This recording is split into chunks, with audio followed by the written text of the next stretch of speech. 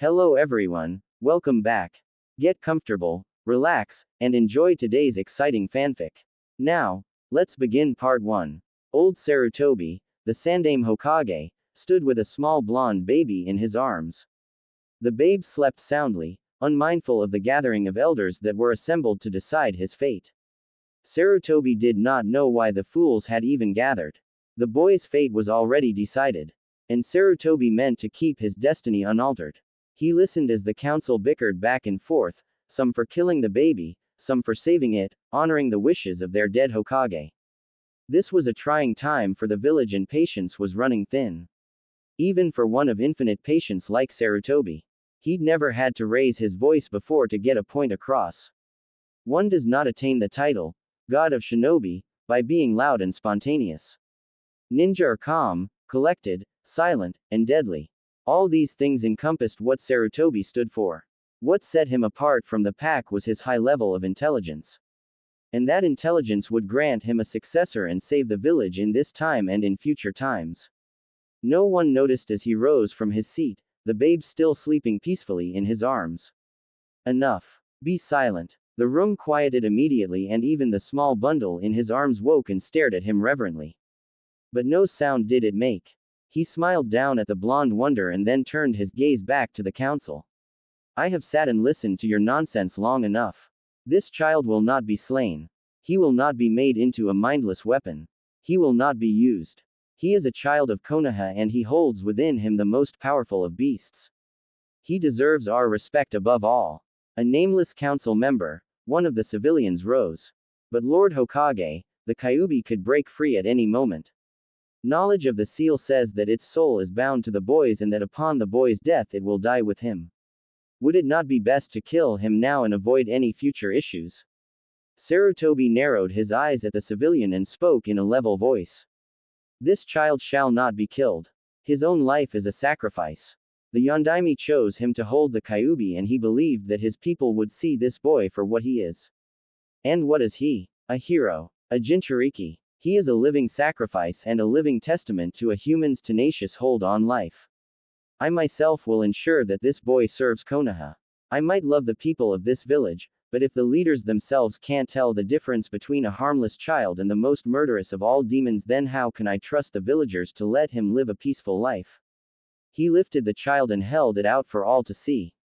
The blonde babe giggled and flapped its arms merrily. Sarutobi allowed a small smile to cross his face. Now then, look upon this child and tell me where the malice is. Where is the unbridled hatred and rage that the Kyuubi exuded? Where is the fear that should be present in all of you if he were the Kyuubi? But it could be a trick of the Kyuubi to lure us into false hope. It could be pretending to be harmless. Sarutobi frowned and wrapped the baby back up in its swaddling clothes. And how exactly is that child different from any other newborn? What newborn doesn't look upon the world with wondering eyes? This baby has been born into a cold, harsh world on the worst night of our village's history. For this, he will be ostracized and hated if he is allowed to mingle amongst the villagers, and I will not have that. I will ensure the boy grows to be a ninja of exceptional quality. I will ensure that he is pure of heart and loyal to the village. And how do you mean to ensure all that? Sarutobi smiled at the speaker. Of course, it would be the old war hawk Danzo. How he hated the man. What he said next would make or break the boy's future, but he would not back down. This baby, this small little blonde child you see before you, is my chosen successor. I will train him in the ways of the ninja and the ways of a Hokage. He will lead the village when I step down. Hyuga Hiyashi rose from his seat and walked to stand in front of Sarutobi. The old man's grip on the baby grew tenser as the pale-eyed man gazed down at the infant. The babe stared up into Hiyashi's eyes with wonder and reached out with small hands towards the man's face. Hiyashi's gaze softened and he stuck a finger out for the little child to latch onto. It gripped the digit and cooed happily. And Hiyashi smiled, shocking those gathered. I see that you have chosen a strong child indeed to be your successor, Lord Hokage. I, Hyuga Hiyashi, will trust your decision and will help you in any way I can. To Sarutobi's surprise, the rest of the clan heads stood and offered their support, all except Uchiha Fugaku. He voiced his opinion that he would not support such an endeavor and that the rest were fools. Seeing that he was outvoted, however, he went along with the decision reluctantly, but not without provisions. Should the child ever prove dangerous, I, along with the rest of the Uchiha clan, will not hesitate to bring him down. This I swear. The village must come before a man's wishes. Sarutobi nodded and Fugaku left the chamber without another word. He had said his piece and knew he was no longer needed. One by one, the leaders of the clans came forward to see the baby and offer their support and help should the child need training beyond what Sarutobi gave him. Once all were gone, it left just Hiashi, Homura, Kaharu, and Sarutobi. The two elder advisors to the Hokage watched as Hiashi approached Sarutobi and gazed down at the child again. Do you really intend to keep him from the village? A child needs interaction with those his age, otherwise he will grow up too quickly. You've seen how those in Root and how young prodigies like Uchiha Itachi act. They have no personality at all, they're like machines. Do you intend to send the child to the academy at some point? Sarutobi rubbed his chin and looked toward the ceiling, as if it would have the answers. I have not thought that far ahead yet truthfully. I will keep him in my household for the first few years of his life, giving him a family life and a stable environment. I will introduce a law that specifically states that those old enough to remember the Kyuubi attack will not speak of it to the younger generation, further giving him a chance at a normal life. We both know this child's life will never be normal. Sarutobi's eyes drooped and a small, sad smile came across his face. The bundle in his arms yawned and fluttered its eyes. I know that, but he deserves at least a happy home life. My family and servants will care for him when I cannot. He will at least know the love of family. He will know that, at least to a few, he is wanted. I, for one, will not let the Yondaime's wishes go unnoticed. Nor will I. If you need any help, just send for me. Both men looked down at the small child and smiled sad, mournful smiles. Hiashi reached out and stroked the infant's hair. He looks just like him, you know. Yes, he does. I don't believe you ever said what his name was. Sarutobi's eyes twinkled and he pulled the baby back against his chest. His father named him Uzumaki Naruto, just before he passed on. I intend to make it a name known throughout the nations. The will of fire will burn the brightest in this young one. Hiashi nodded and left to assess the damage done to his family. Sarutobi nodded to his advisors and left for his home. He nodded to himself as he walked. Yes, this child will be the living embodiment of the will of fire. I will ensure that, come hell or high water, this child will be a legend. Sarutobi sighed as he walked in through his door. Half of his compound was demolished. Miraculously, the living quarters were untouched and thus, at least his family and servants had a place to sleep. It would take a while to rebuild the village to its former glory, but that was for another day. For the moment, he had to introduce the family's newest member to them. He silently wished his son Asuma was there at the moment, but that was neither here nor there. The servant who ushered him in smiled and looked to the bundle in his arms. Sarutobi's eyes narrowed when the man's widened and he waited for the servant to say the wrong thing. Is that him? Yes, it is. The servant got a speculative look on his face and then smiled at Sarutobi, disarming the old man's cold look. The Yondaime wished him to be seen as a hero, correct? Therefore, in my eyes, he is a beloved hero. You need not fear, master. I will ensure that he is treated with respect in this household. Sarutobi smiled at his most trusted servant and nodded. I thank you for that, Aoi.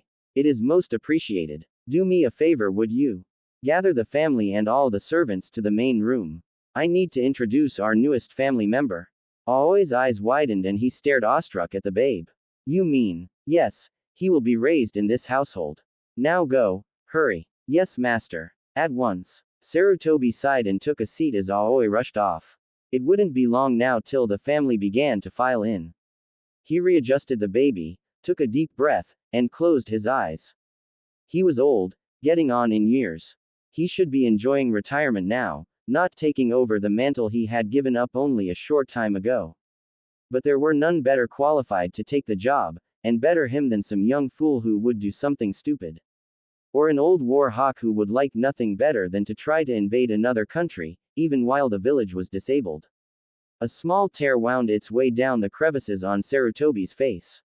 It wasn't fair that one as young as Namikaze Minato had died. He was in the prime of life, a new father, a loving husband, and a damn fine Hokage. But fate is a fickle mistress, and the young man had everything taken from him in an instant. All in service of a village that would just as soon see his legacy dead, his family gone, all while singing his praises. Sarutobi wondered if they ever thought of the hypocrisy of it all. His eyes opened when he heard the shuffle of feet and opened his eyes to see the face of his son, peering down at the sleeping form of Naruto. His eyes softened when he saw his son's newlywed wife standing behind him. Hello, you two. Come to pay your respects to an old man. Sarutobi's son laughed and watched as his wife picked up the baby. He noticed that his father gave the child up reluctantly, no doubt because of the tension in the air surrounding the child's origins and identity. Don't worry, father. Eri will not harm the boy. In fact, she seems rather fond of him already.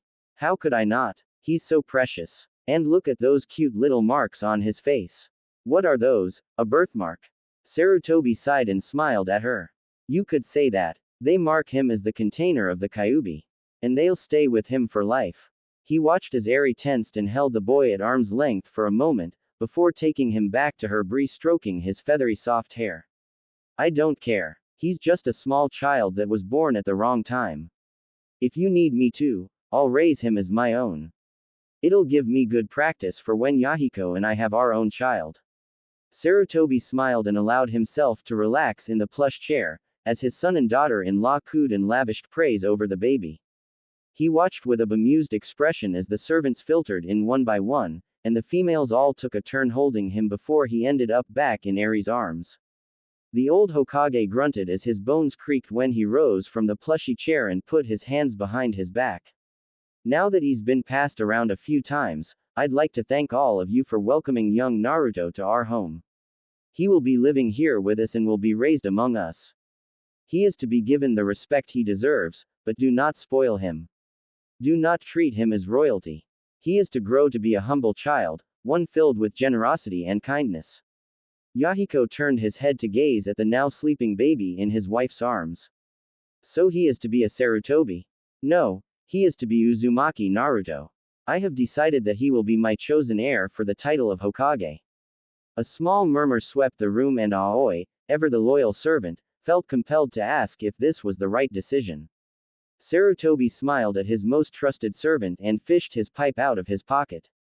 Of course it is. The boy is destined for great things, so why not the greatest thing of all? The village may not like him, may even hate him, but they will respect him. Of this I swear on our clan's name. He will be the epitome of a ninja in every way, and when he rises to take the mantle I shall raise and train him to take, he will be the best. He will surpass us all. Eri smoothed the baby's hair and grinned when he fidgeted and turned his face away. Father, I want to raise this child. I want to show him that though the world may hate him, there are those who will always be there for him. That's very good, Eri. You and Yahiko, along with everyone else, will show this boy love and how to be a good person. And you, father, what will you be showing him? Why, Yahiko, I thought I made that clear.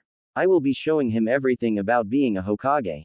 I plan for him to be helping me with sorting paperwork by the time he is 6 or 7, signing documents by 8, and perhaps assigning missions by the time he is 10. You can't be serious, master. He will be much too young to do such things, and what of the academy? A boy should have friends his age. I've already thought of that, Aoi.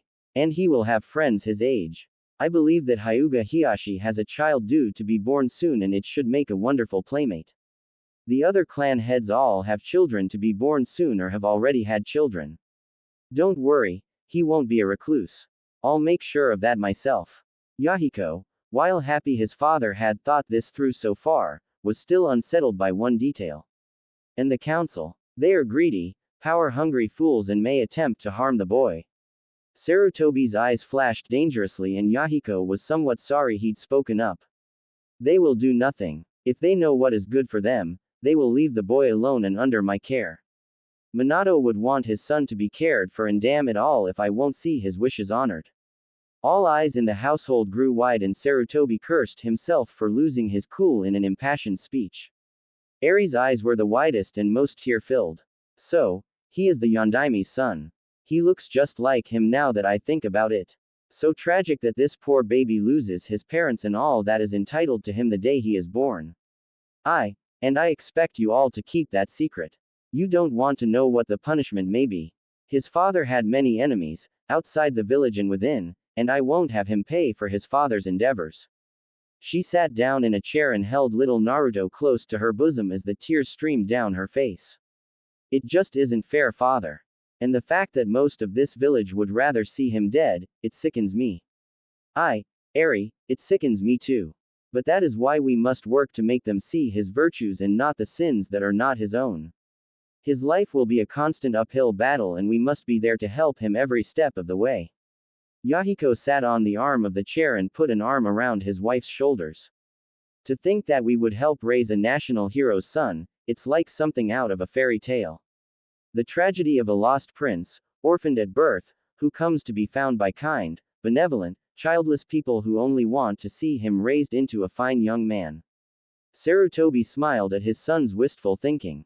Yahiko had always been the more studious and philosophical of the two boys and was sure to instill his knowledge and love of literature into Naruto. Not that Sarutobi wouldn't beat the finer points of linguistics and books into his head, by force if necessary. I'm happy to hear that you feel that way, Yahiko.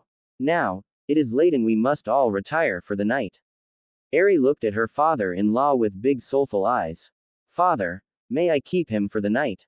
Sarutobi laughed as he headed for his room. Tomorrow would be an eventful day for Konohagakure. Of course you may, Eri. He's your son now after all. I'll have a crib commissioned in the morning. He didn't see the smile on her face when he told her Naruto was her son, but he could literally feel the warmth on his back. Tomorrow, I must face the council again and detail my plans. Soon, this world will see the will of fire again and will know its awesome might. Sarutobi awoke the next morning feeling just a little more lighthearted than usual. Despite the obvious difficulties he would face that day, he was happy knowing that the house was livelier than normal. One would be correct in saying that the small bundle of sunshine he'd brought home had been a shining spot in the bleak aftermath of the Kyuubi's attack. As he walked down the halls, he nodded and smiled at the servants, who returned both gestures with an unusual flair. He wondered about that until he came to the kitchen, where Eri was feeding the baby and several bottles were stacked beside her. The poor girl looked dismayed and immediately looked to the old man for answers. She was no expert in children, but this wasn't normal. Sarutobi laughed as he took a seat and was served his breakfast. I see you've run afoul of the infamous Namikaze appetite. Don't worry, dear, it's perfectly normal for him. But father, it isn't normal for a baby to eat so much. Where is he putting it all? That old familiar chuckle rumbled in Sarutobi's throat and he wiped a tear away from his eye. Oh Eri, you just don't know yet.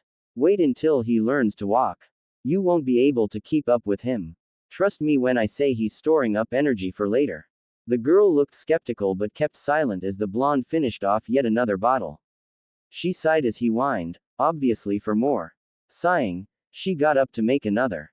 Hopefully, the newborn's appetite would abate with the coming years. She apparently had forgotten that the more you grow, the more you need to keep going. Sarutobi laughed with great vigor as he headed to his office. It seemed the grocery bills would be very high for the Sarutobi clan in the coming years. The old man sat eyeing them all warily as they filed in and took their seats. He glared at his unwanted rival Danzo and made a sign for the door to be shut. Standing before the assembly, he knocked out his pipe before putting in a fresh blot of tobacco and lighting it. Anything to help calm his nerves was appreciated. He took a deep draft as the smoke filled his lungs and exhaled slowly. The flavor was exquisite. Slowly, he opened his eyes and coughed to get attention. We are gathered today to address several issues. I realize that most of you have pressing matters with your clans and families, so I will not detain you long. I merely wish to say that until the village is back in order, we will suspend all missions for a while. Not for long though, we can't afford to look too weak. Now are there any concerns you would like to address? Inuzuka Sume, ever the eloquent lady, voiced her opinion. Yeah, I have one. It concerns the young pup you were carrying last night. What became of him and what will become of him? Ah, straight to the point as usual, Sume. I have told you already, He is under my protection and I am going to raise him to be a loyal Konoha ninja and my successor. As of now, I am instigating a law that will make it a crime punishable by death to mention that Naruto carries within him the Kyuubi. It will not be discussed and will not be tolerated. This will be released to the mass populace and made so that they understand the severity of the law. I will not tolerate attacks or unnecessary enmity against my apprentice. His eyes swept the room and he leveled a glare at those he knew to be problem causers. If there are any objections to my plan, then by all means, speak now or forever hold your peace. But know this, I will not change my mind. Your grievances are duly noted, but that boy caused none of them. And you won't have to face just me. My entire household has sworn to protect the boy and raise him as one of our own. Before any could protest, Hyuga Hiyashi stood and bowed his head to the Hokage. I, Hyuga Hiyashi, swear upon my clan that we will honor the Yondaime's wishes and protect the boy. Any help needed we will offer. Yeah, I, Inazuka Sume, swear upon my clan's honor that the pup will be protected. We'll teach him whatever is needed. TCH, troublesome. We of the Ino Shika Cho trio offer our protection of the boy. Sarutobi raised his eyebrow at Shikato and sighed. Do you really speak for all three of you, Nara? Yes, I do. Whatever one decides is for the best, the others will follow. And we always follow the Yondaime's wishes. Sarutobi nodded and watched as the Abarames swore to protect Naruto with whatever necessary means. The lesser clans followed suit until it came to the Uchihas. Sarutobi frowned, knowing that Fugaku was a foolish man and wouldn't offer anything. I, Uchiha Fugaku, will not offer my clan's protection to this thing. I have offered my views on this fallacy and will not offer my support to the cause. Hiyashi turned cold eyes to Fugaku. So you would not honor a dead man, a Hokage and fellow ninjas, last wish. That is, troubling, Uchiha. Most troubling. And I say that letting that monster run loose is troubling Hyuga. We've never seen eye to eye, so it is no surprise that we differ on this opinion. I choose to see the truth while the rest of you are blinded by this old man's optimism concerning a supposedly innocent child. But who's to say it's truly innocent? Danzo nodded to his fellow naysayers' words and gave Sarutobi a smirk. It would be tough to wiggle out of that argument. Sarutobi, much to his chagrin, didn't look rattled in the least. Tell me, Fugaku, did you trust the Yondaime? Yes. Did you believe in him as a leader? Yes. Did you believe him a more capable leader than me? Without doubt. Your time has passed. I see. So you believed in the Yondaime, followed his rule when he was alive, but failed to trust him in death. Fugaku looked confused and asked what Sarutobi meant. That seal was designed by our beloved Yondaime Hokage, and as such, it would fall to reason that you would trust in the man to know what he is doing. You have just contradicted yourself, Fugaku. You claim to trust the man and yet you don't trust him. Which is it? Fugaku was absolutely livid. He looked to Danzo for support but found none as the man was gazing intently ahead of himself. He gritted his teeth and bowed his head to the Hokage. I trust in the Yondaime, but my decision stands firm. I will not help this child further his development. You will receive no help from the Uchiha clan. As long as you don't hinder his growth, I will ask for none. Now, are there any other objections to my plan? Yes, even though it's troublesome. What of the boy's social development? If he is to be a Hokage, he will need to interact with and develop bonds with people his age and earn the trust of the villagers. Nara, I will not lie. The villagers will be a difficult task. However, I would ask all the clans that have agreed to help to allow the boy into your homes and not to ostracize him. Allow him to play and interact with your children and allow friendship to blossom. Let him learn what he can from you, see the different ways of families, allow him into your hearts. My daughter-in-law has already taken him in as hers. He chuckled before speaking again. I would suggest you not to make her angry by being mean to her child. You all know how mothers get when their children are wrongfully abused. The gathered council members chuckled at the weak joke and Sarutobi clapped his hands, signifying the end of that particular business. Now that that's taken care of, let's move on to other topics. Such as the rebuilding of certain quarters. Sarutobi arrived home late that night, completely tired out. The populace had been ecstatic that he'd been renamed Hokage, as he was a familiar face and they already knew how his rule would go. He was a kind, soft-spoken man and had an infinite well of patience. He smiled when he saw Eri trying to calm a frantic Naruto, shushing him and cradling him. "Hello there, Eri. You seem to be quite distraught. What seems to be the problem?" The girl looked up at him distressed. "Oh, thank goodness you're home, father. I can't get Naruto to calm down. He just won't quit crying. What do I do? Let me have him. Have you checked his diaper?" "Yes, it's dry. Has he been fed?" She gave him an exasperated look and sighed. "The boy eats more than half this household. I bet he went through a whole gallon of milk today. Have you tried to lull him to sleep?" "Father, please. I've tried everything." Allow me to try this." Sarutobi sat in a chair, cradling the hysterical Naruto in his arms and formed a few hand signs as Eri watched. She sat enraptured as wind picked up and began to blow around the baby, caressing his cheeks and hair, and a small whistling tune played around his ear. She watched in awe as his crying stopped and his eyes began to droop. He kept opening and closing his mouth until Sarutobi took a pacifier and popped it into his mouth. He grew concerned when he heard a slight popping sound and pulled it out of the baby's mouth and eyed it carefully.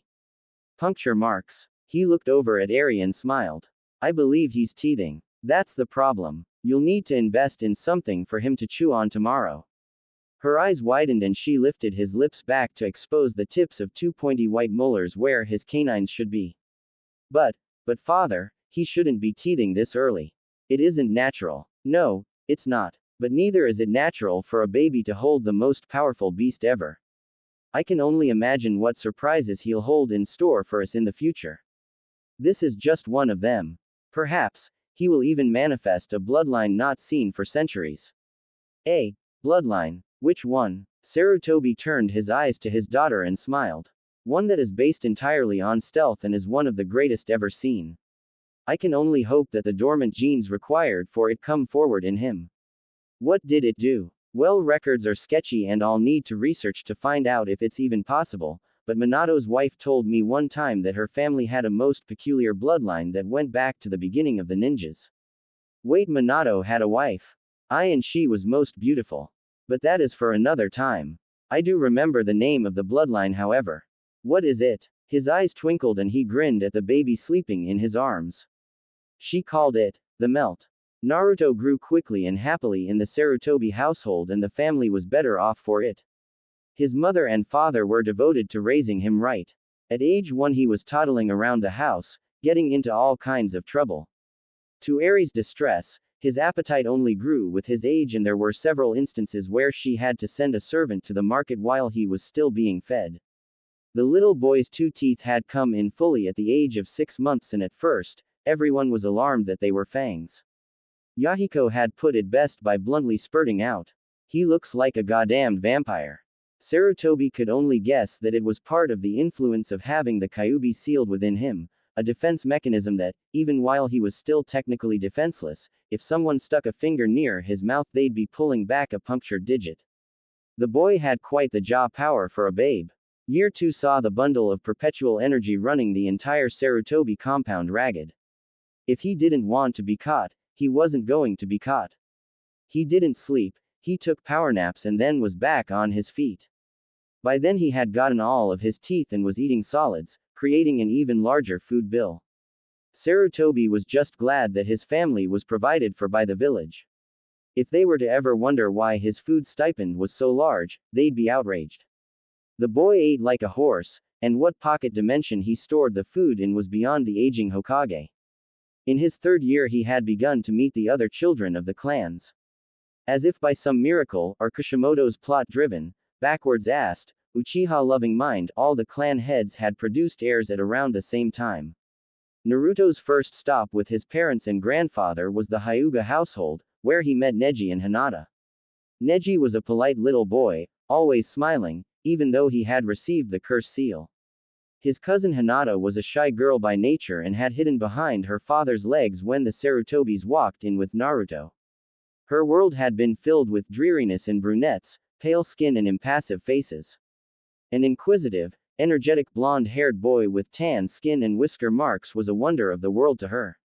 Sarutobi had ushered him forward toward the little girl and smiled down. Go on, tell her your name. The blonde had smiled, showing off his fangs and making the little girl head in awe. It was like the sun had walked in.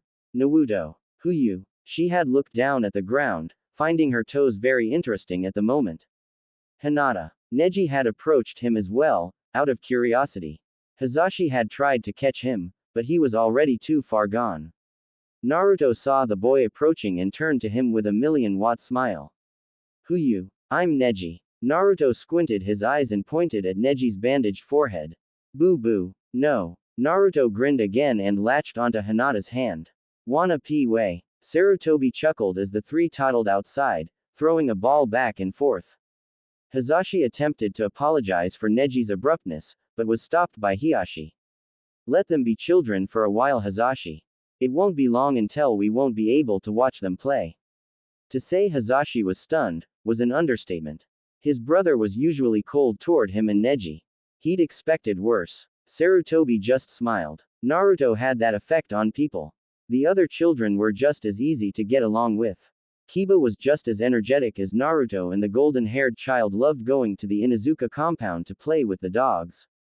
He'd vehemently decreed that he wanted a ninkin, but Sarutobi told him no. The boy had pouted for a solid week until his grandfather whacked him over the head with a rolled-up newspaper and told him to be a big boy. The Abarames were another interesting group to him. Shino didn't talk much, but Naruto did enough blabbering for both of them. The bug users were always happy to have him over, especially since he sometimes brought them bugs he'd found. The Ino-Shika Cho trio were usually found together at one house or another. They loved having Naruto around. He was naturally inquisitive, and Shikamaru found him a natural for board games, even if they were child games. Choji was ecstatic to find someone who ate as much as he did. Ino was happy to have another boy to boss around. She enjoyed being the queen bee. Naruto's fourth year found a few changes in his carefree life, however. Hizashi, a man he had come to like immensely, was gone not long after he had met him. He had sacrificed himself to save his village and family, and several changes had occurred in the Hyuga family as a result.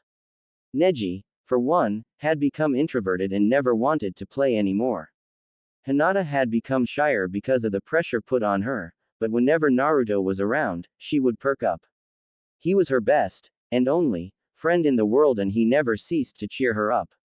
His other friends didn't have as much time to play anymore either, as their parents began to inundate them into their clans, jutsus and training regimens. The last time he had seen them all was at a party to celebrate his grandfather's birthday. Imagine his surprise when, the day after his fourth birthday, his grandfather appeared before him, not with his usual kind smile, but that of a man on a mission. Come with me, Naruto. Your training for your future begins today.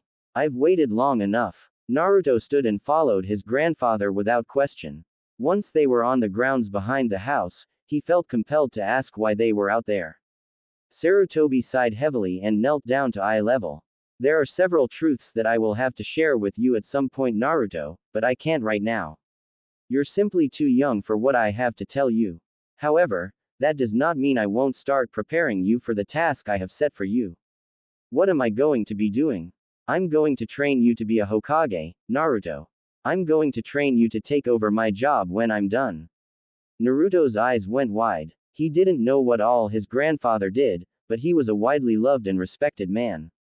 Everywhere they went, people bowed and spoke in reverent tones to the man. He couldn't do whatever the man did. He wasn't good enough. Sarutobi saw the doubt in the young boy's eyes and grabbed him by the shoulders. I know you're young, Naruto, and you want to play with your friends, but this is a task you were chosen for. There is no one else more qualified to lead this village after my time is up. I know you can do it, Naruto, and I'm going to help you. The little blonde gave his grandfather a solemn look of determination and grinned. Don't worry. I won't let you down. I'll do whatever you need me to do. Sarutobi smiled and stood back up. He had a rough time ahead of him. That's good to hear, Naruto. Now, tell me, what do you know about being a ninja? Naruto's eyes lit up. Ninjas are really cool. They can do all kinds of stuff and they're really strong. Ah, and who do you think is the strongest ninja in this village? Naruto put his finger to his chin and thought for a moment. I dunno. I really don't know. Sarutobi chuckled and patted the boy's head. I'm the strongest ninja in this village, Naruto. Naruto stared up at Sarutobi, completely baffled. But you can't be the strongest. Well, you know. Sarutobi held in his laughter, already knowing what was going to be said. I'm what? Naruto shrunk in on himself, trying to will himself smaller. Old. Yes, I'm old, but that doesn't make me any less strong. With age comes wisdom, and while I'm not as physically strong as I was when I was younger, I have years of experience and cunning to draw on. I'm strong because of my mind, not my body. Gigi, can you teach me to be strong? Hi, I can. And we'll start today. I want you to put on this suit and we'll get started. Naruto grunted as he shrugged on the bodysuit. It's heavy, Gigi. I know. That's a weighted bodysuit designed to improve your muscles. We'll work on your body during the day and your mind at night. Now hop to it and give me 10 laps around the yard. As Naruto struggled around, adjusting to his new weight, Sarutobi was having a mildly heated discussion with Eri. He's too young for this, father. He's only 4, he doesn't need to be learning everything you're going to teach him at this age. He needs to start now, Eri. The sooner I start, the sooner we can have a Hokage that can protect this village and put an end to all the petty and squabbling of the council and people. But he's so little. Look at him struggling. He's not ready. The old Hokage sighed and rubbed the bridge of his nose. Eri, I love you like my daughter, but we've been through this several times since he turned 2. He needs to start now, while his mind is young and malleable. His face turned grim and Eri felt a little bit of fear. This was no longer her father-in-law, this was the professor. His life will not be an easy one. We've given him a home and love, yes, but outside these walls is an ugly, dirty, hate-filled world. I want him to be ready for that, especially when I turn the evidence of his birth over to the public. His mother and father had many enemies within the village as well as outside our walls. He has to be able to protect himself and strike down those who would do him or this village harm. His gaze softened a bit and his age began to show a little more. It wasn't supposed to be like this, you know. I'm not supposed to be Hokage, and he's not supposed to be an orphan. His father was supposed to be teaching him right now, in between running a village and dealing with the neighboring villages. He was supposed to learn about his family from his parents' mouths, not from a dusty scroll or a surrogate grandfather. But either way, he is destined for bigger things than you or I could imagine. And that starts today. He turned to see Naruto huffing and puffing on his last lap, and when the boy had finished, he called him over. Drop and give me 50 each of push-ups and sit-ups, then do 30 jumping jacks. After that, we'll begin the fun stuff. Remember to stretch out once you're finished. Naruto nodded his head tiredly and began his exercises. If this was part of his future job, he wasn't very enthusiastic so far. Sarutobi, meanwhile, had ducked back inside, leaving a cage Bunshin to keep watch. He stood in front of Yahiko and Eri, outlining his plan. Now look, I know you two aren't very overjoyed with what I'm doing, but you'll have to get past that. I need your help as we mold him into a Hokage. Eri, your job is to make sure he eats more healthy things. You can spoil him every now and then, but his diet is going to have to make a drastic change. Yahiko, I want you to teach him to read. Instill a love of literature into him. I want the two of you to also ensure that he keeps up with his friends. Yahiko scowled and put his arm around his wife's shoulders. She was beginning to show her pregnancy and he didn't want her working too hard. By instill, you mean force. I don't like this, Dad. It reminds me of the way the Uchiha raised Itachi. Sarutobi glared at his son and held his hands behind his back. The one shining difference between the way Itachi was raised and Naruto is being raised is that I don't see him as a stepping stone to further my own ambitions.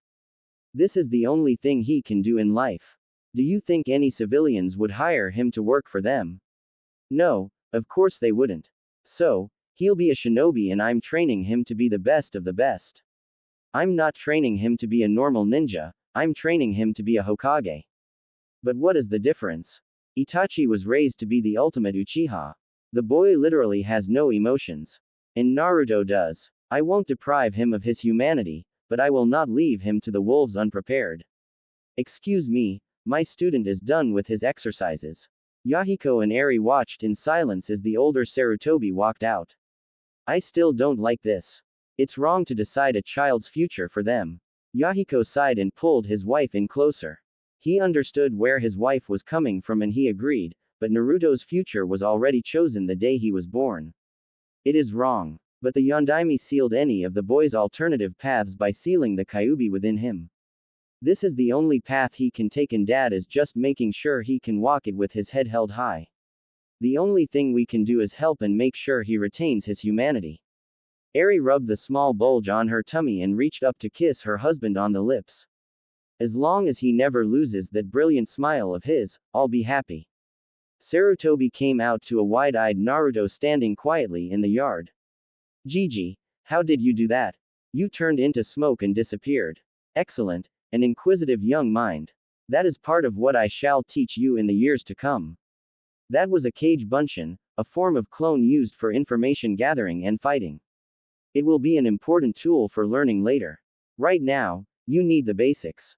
We're going to learn how to mold chakra. What's chakra? Sarutobi smiled and put himself into professor mode. He loved to impart wisdom to the younger generation. Chakra is made by meshing together spiritual and physical energy. You just have to unlock it so we can begin to mold it into something else. How? Concentrate on a force inside you. A stream that seems to flow through you and try to guide that stream somewhere outside its natural flow. That should unlock it. He watched as Naruto sat down and began to concentrate. Sarutobi was practically giddy with excitement. Here he was, with another student, about to begin the lessons that would last a lifetime. He watched hopefully as Naruto's face scrunched in concentration and struggle. Slowly, but surely, the chakra began to trickle out. Sarutobi was happy for his student and was about to tell him to stop when he felt the flow of chakra increase and his eyes widened. Naruto, you can stop now.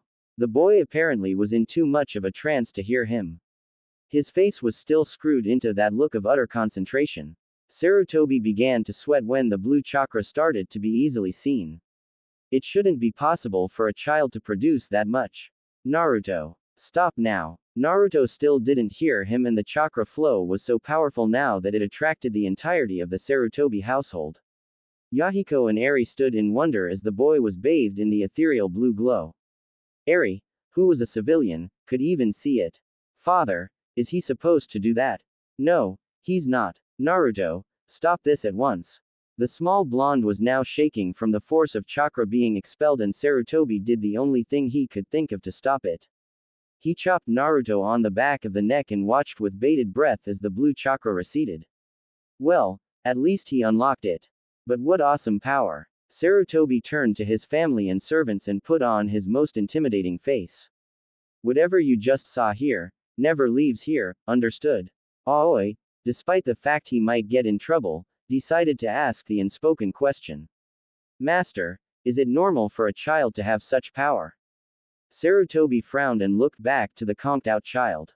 No, it isn't. But then again, we all know he isn't normal by any conventional means.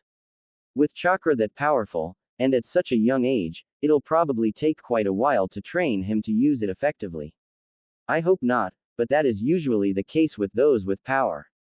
Yahiko picked his son up off the ground and started back toward the house. I think that's enough physical training for today, Dad. I'll start him on some history and theory tonight. Sarutobi smiled and cracked his aching back.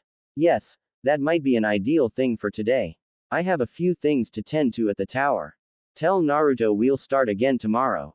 Naruto had not been happy with his schedule of learning. He remembered letting his chakra go and it flaring wildly out of control as he tried to rein it in.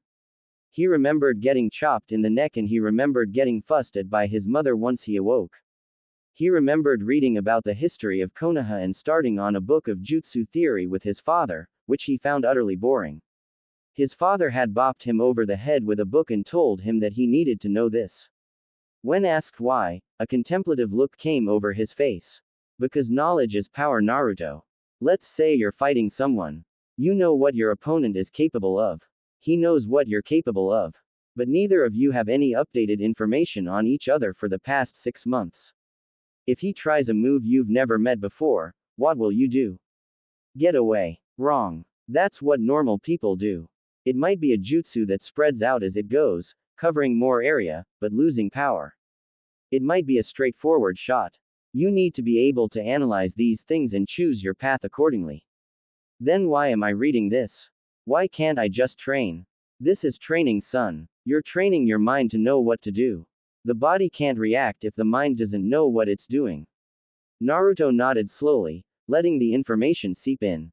So if I read everything I can, I'll get really smart and be able to figure things out more quickly.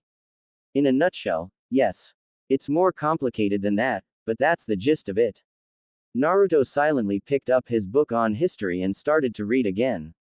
Yahiko had never been more proud of his son, but soon, he had to help him again.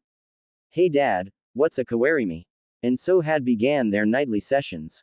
Currently, Naruto was lying in bed asleep. Not that he knew it, but his alarm clock said 4 o'clock and a sinister figure stood beside his bed.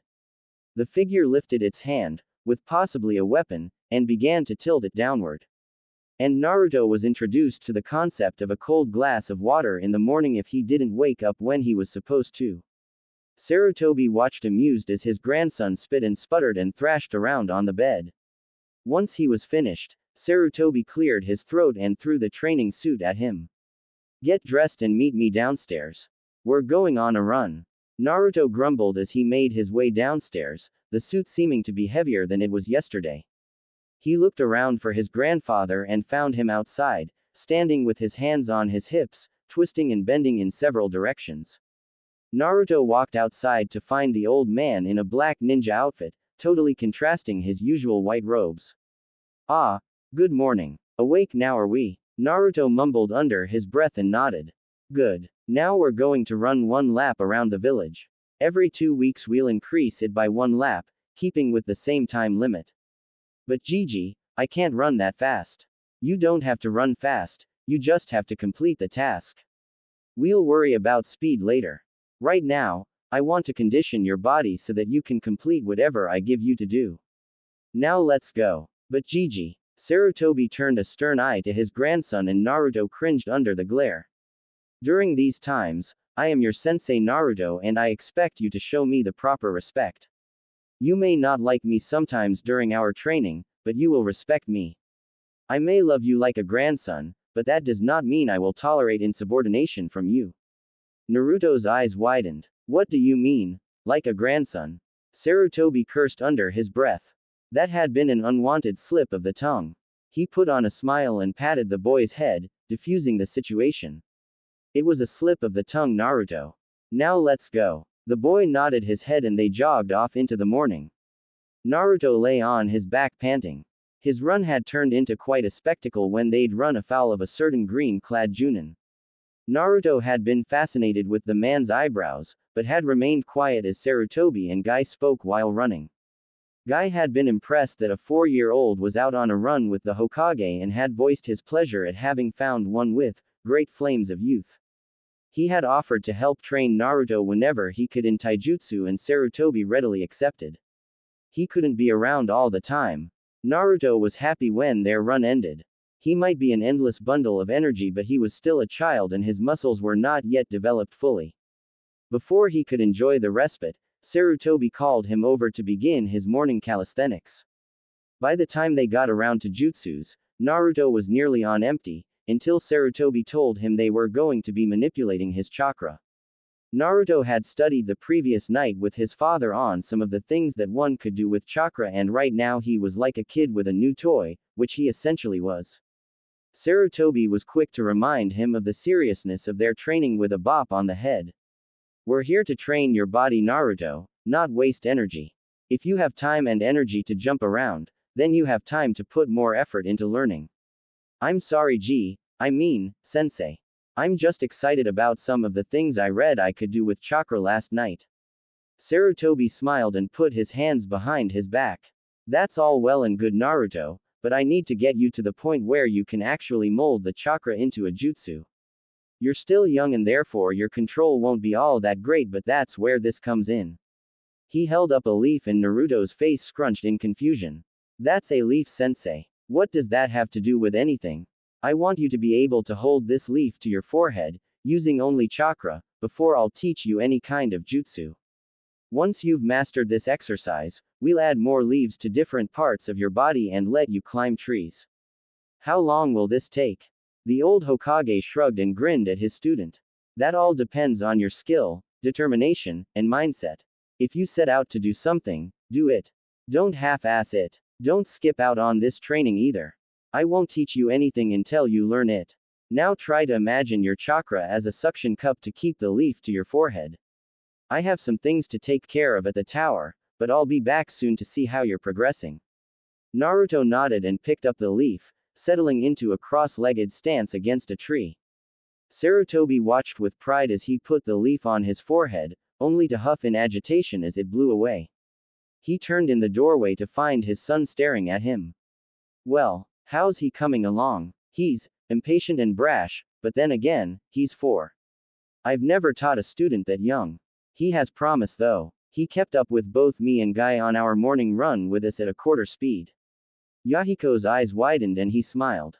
That's my boy. He'll do just fine. I'm going to make him start on the next chapter of Jutsu Theory tonight. That's good. I think we should designate a day or two where he can go and play with his friends though, especially Hinata. He brightens her and the rest of the Hyuga's day when he visits. That family needs a good dose of cheer. I agree. I'll arrange a play date later. Hinata will be ecstatic to see him. Indeed. Well, I must be off. Someone has to kill the paperwork after all. Keep an eye on Naruto for me.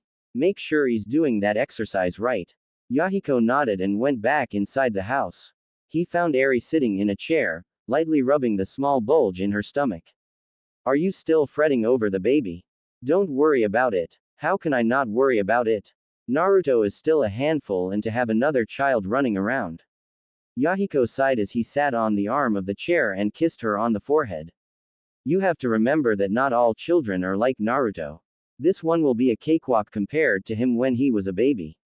It won't eat as much, hopefully. Sarutobi sighed as he walked back through the gates of his home. He had taken longer than he thought and had missed the rest of Naruto's training. He regretted that, but knew the boy would understand. He was thoroughly surprised to find that Naruto didn't greet him at the door. He searched for a while before finding the boy reading the Jutsu Theory book with Yahiko, a leaf stuck to his forehead. He smiled proudly. Things would go more smoothly from here. Naruto panted as he rose from the ground. He'd been thrown there quite harshly by his sensei and it had hurt, a lot. This particular taijutsu style was hard to learn and required concentration from him on several levels. Sarutobi insisted on teaching him Shaolin monkey style since it was a fast-paced, acrobatic style that promoted counters and quick strikes. He grunted as he stood upright and settled into the crouching stance again. Good. That was very good, but you need to be more flexible and not rush headlong into things. Again. Naruto grimaced and analyzed what he saw before him. After almost a month, he was making considerable progress. He had the leaf exercise down to a fine art and constantly had a leaf affixed to his forehead, even as he sparred. The only time it fell was when he was unconscious. He'd begun to work leaves onto other parts of his body while he read with his father. His chakra control was excellent considering he started with nothing. He rushed forward, low to the ground, and swept at his sensei's legs. Sarutobi picked his left leg up and sent it crashing back toward the ground. Naruto used the momentum he'd built up on the sweep to jerk himself into a handstand and lash out with a kick aimed at his mentor's chest. Sarutobi grabbed his foot and flung him toward a tree. Naruto caught himself at the last second by latching onto a branch and swinging up and over it, only to stop in a squatting position. Sarutobi wiped his brow and watched his student with interest. Naruto had come quite a ways in just a month. For a 4-year-old he was quite the astute learner and grasped things easily if given an example. Written word was even easier for him, as he could conceptualize what he had to do and figured it out for himself, usually bending it to accommodate certain aspects he found either uncomfortable or impossible. That's enough for today, Naruto. It's almost time for you to go visit Hinata anyway. I have to go to the tower and fight a losing battle against paperwork. Be sure to get home in time for your evening lessons. Naruto swung down from the branch and landed in a crouch. He stood upright and bowed toward his grandfather. Of course, sensei. I'll do as you say. Sarutobi smiled and waved him away. That signaled the end of their student-teacher role for the day, and both were glad for it. Good. Now go have fun with Hinata and don't get into too much trouble. All right, Gigi. See you later. Sarutobi grinned as the blonde made his way inside to take a bath before going to the Hyuga household. He and Eri had begun to beat manners into the boy's head along with his training, and he was pleasantly surprised to see that Naruto was well behaved when he wanted to be. The boy was a natural-born actor. If he didn't want to be seen as a child, he could imitate his grandfather to a T. Just like his birth father. Sarutobi shook the thought from his mind and went inside to change into his Hokage robes. He hated having to cut the boy's training short, especially since his stamina increased by the day. Perhaps it was time to have Guy intervene. Taijutsu was Guy's speciality, and he could always keep Naruto's genjutsu and ninjutsu to himself. They'd have to find the boy a weapon soon too. He himself was more situated to Bojutsu, and perhaps he'd introduce him to Enma. See what the old monkey thought about a possible new summoner. But that was all for later. Right now he had to prepare himself to stamp his name over and over and over, and over. Naruto hummed happily as his mother escorted him to the Hyuga household. He loved to visit Hinata. She always made him feel wanted. It was the walkover that unnerved him. Whereas the clans welcomed him with open arms, the civilians sneered and made rude gestures toward him. Eri scowled at those who did so, and they quickly turned away. She hated that they treated her son like this. They still held the Sarutobis in high regard, but Naruto was treated as a pariah, and one day they'd have to explain why. She dreaded that day. Naruto just thought that they didn't like him because he was treated well. Perhaps they didn't like that he was being trained by the Hokage. Maybe they thought it was favoritism above their own children. He just couldn't figure it out. He'd asked one of them before what he did to make them angry, and the woman had gave him a look that, had daggers come out of her eyes, would have killed him. You know what you did. And they treat you like a king for it. He didn't know what she meant by that. He'd asked his grandfather what she meant, and the old man's face drooped and he clapped a hand on Naruto's shoulder. One day soon, I'll tell you the story. But until then, trust in me that all will be well. And he did. He did trust his grandfather, but the looks were becoming more and more baleful and hateful, searing into his memory. He was always happy when they arrived at one of his friends' houses. He couldn't wait to see Hinata again. Hinata was in her own little world. Her mother was pregnant with her what she hoped was a little sister, and she was currently rubbing her tummy, trying to get the baby to kick. Her mother chuckled and pushed her tiny hand away. Hinata, the baby won't kick if you poke at it. Besides, it hasn't grown enough to do that yet. But, I wanted to play with my baby sister. And how do you know it's a little girl? Because you can choose the baby you want. Right. Himiko's laughter rang out through the room, sounding like 100 merry bells. She truly loved her innocent little daughter. That's not entirely the way it works, Hinata. Suddenly they heard the sound of pounding feet and the door slid open to reveal a burst of sun-dropped hair. Hinata-chan. She barely had time to turn around before she was tackled by her best friend. Eri sighed from the doorway and picked him off the poor dazed little girl by the scruff of his neck. What have I told you about attacking Hinata like that? Naruto rubbed the back of his head sheepishly and looked down. Sorry, it's just I haven't seen her in over a week. I was just excited. It's okay, Eri-san, he didn't hurt me. Hinata's soft voice came from the floor as she picked herself up. Naruto turned to her and flashed a megawatt grin. Wanna go annoy Neji? He's such a stick in the mud nowadays. I don't think we should bother him, Naruto-kun. He's not nice to be around now. Naruto sighed in defeat and immediately put his smile back on. Wanna go see what Kiba's doing? Hinata turned to her mother and found her smiling. Go on, you two, have fun. Just take a guard with you. Naruto grabbed Hinata's hand and ran out of the room, dragging the helpless little girl behind him, while shouting, "Thank you," over his shoulder. Eri sighed heavily and took the cup of tea offered her from Himiko. Thank you. He is such a handful sometimes. Yes, but he brightens Hinata's day so much. Hiyashi's too, even though he won't admit it. She needs to be around people like him. Our clan is too rigid and stoic. Neji isn't a good influence on her either. Has he gotten any better? Himiko sighed and rubbed her stomach absently. No, he hasn't. He's become even more withdrawn and sometimes I see him staring at Hinata with disdain. I just hope he doesn't become bitter toward her. Eri nodded and took another sip of tea.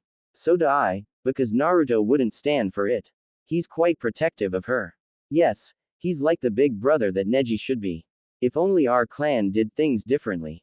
The unspoken words hung in the air. Then everything would be better. Naruto raced through the streets of Konoha, a puffing Hyuga behind him, carrying Hinata. The poor little girl just couldn't keep up with her more energetic friend.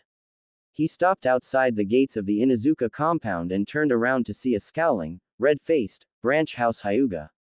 Naruto-sama, I would like to request once again, that you don't run off and leave Hinata-sama like that. It's very rude. Naruto grinned sheepishly and bowed. I'm sorry Hyuga-san. I'll try to be more careful next time. The Hyuga mumbled something under his breath that sounded like, I'll bet, and sat the Hyuga heiress down. Hinata tottered for a moment and then stood upright. She huffed indignantly and walked up to Naruto.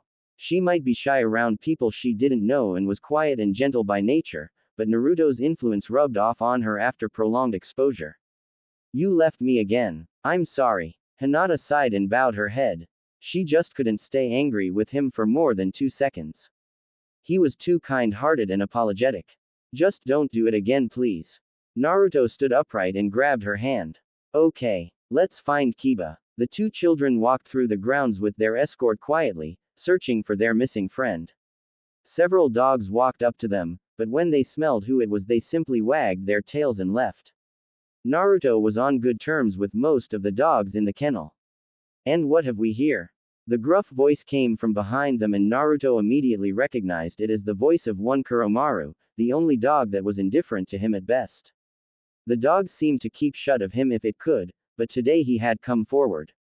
Naruto squeezed Hinata's hand and she squeezed back for reassurance. She smiled slightly since it was very rare for her to reassure him. Kuromaru made his way in front of them and sat on his haunches. What are you two doing here?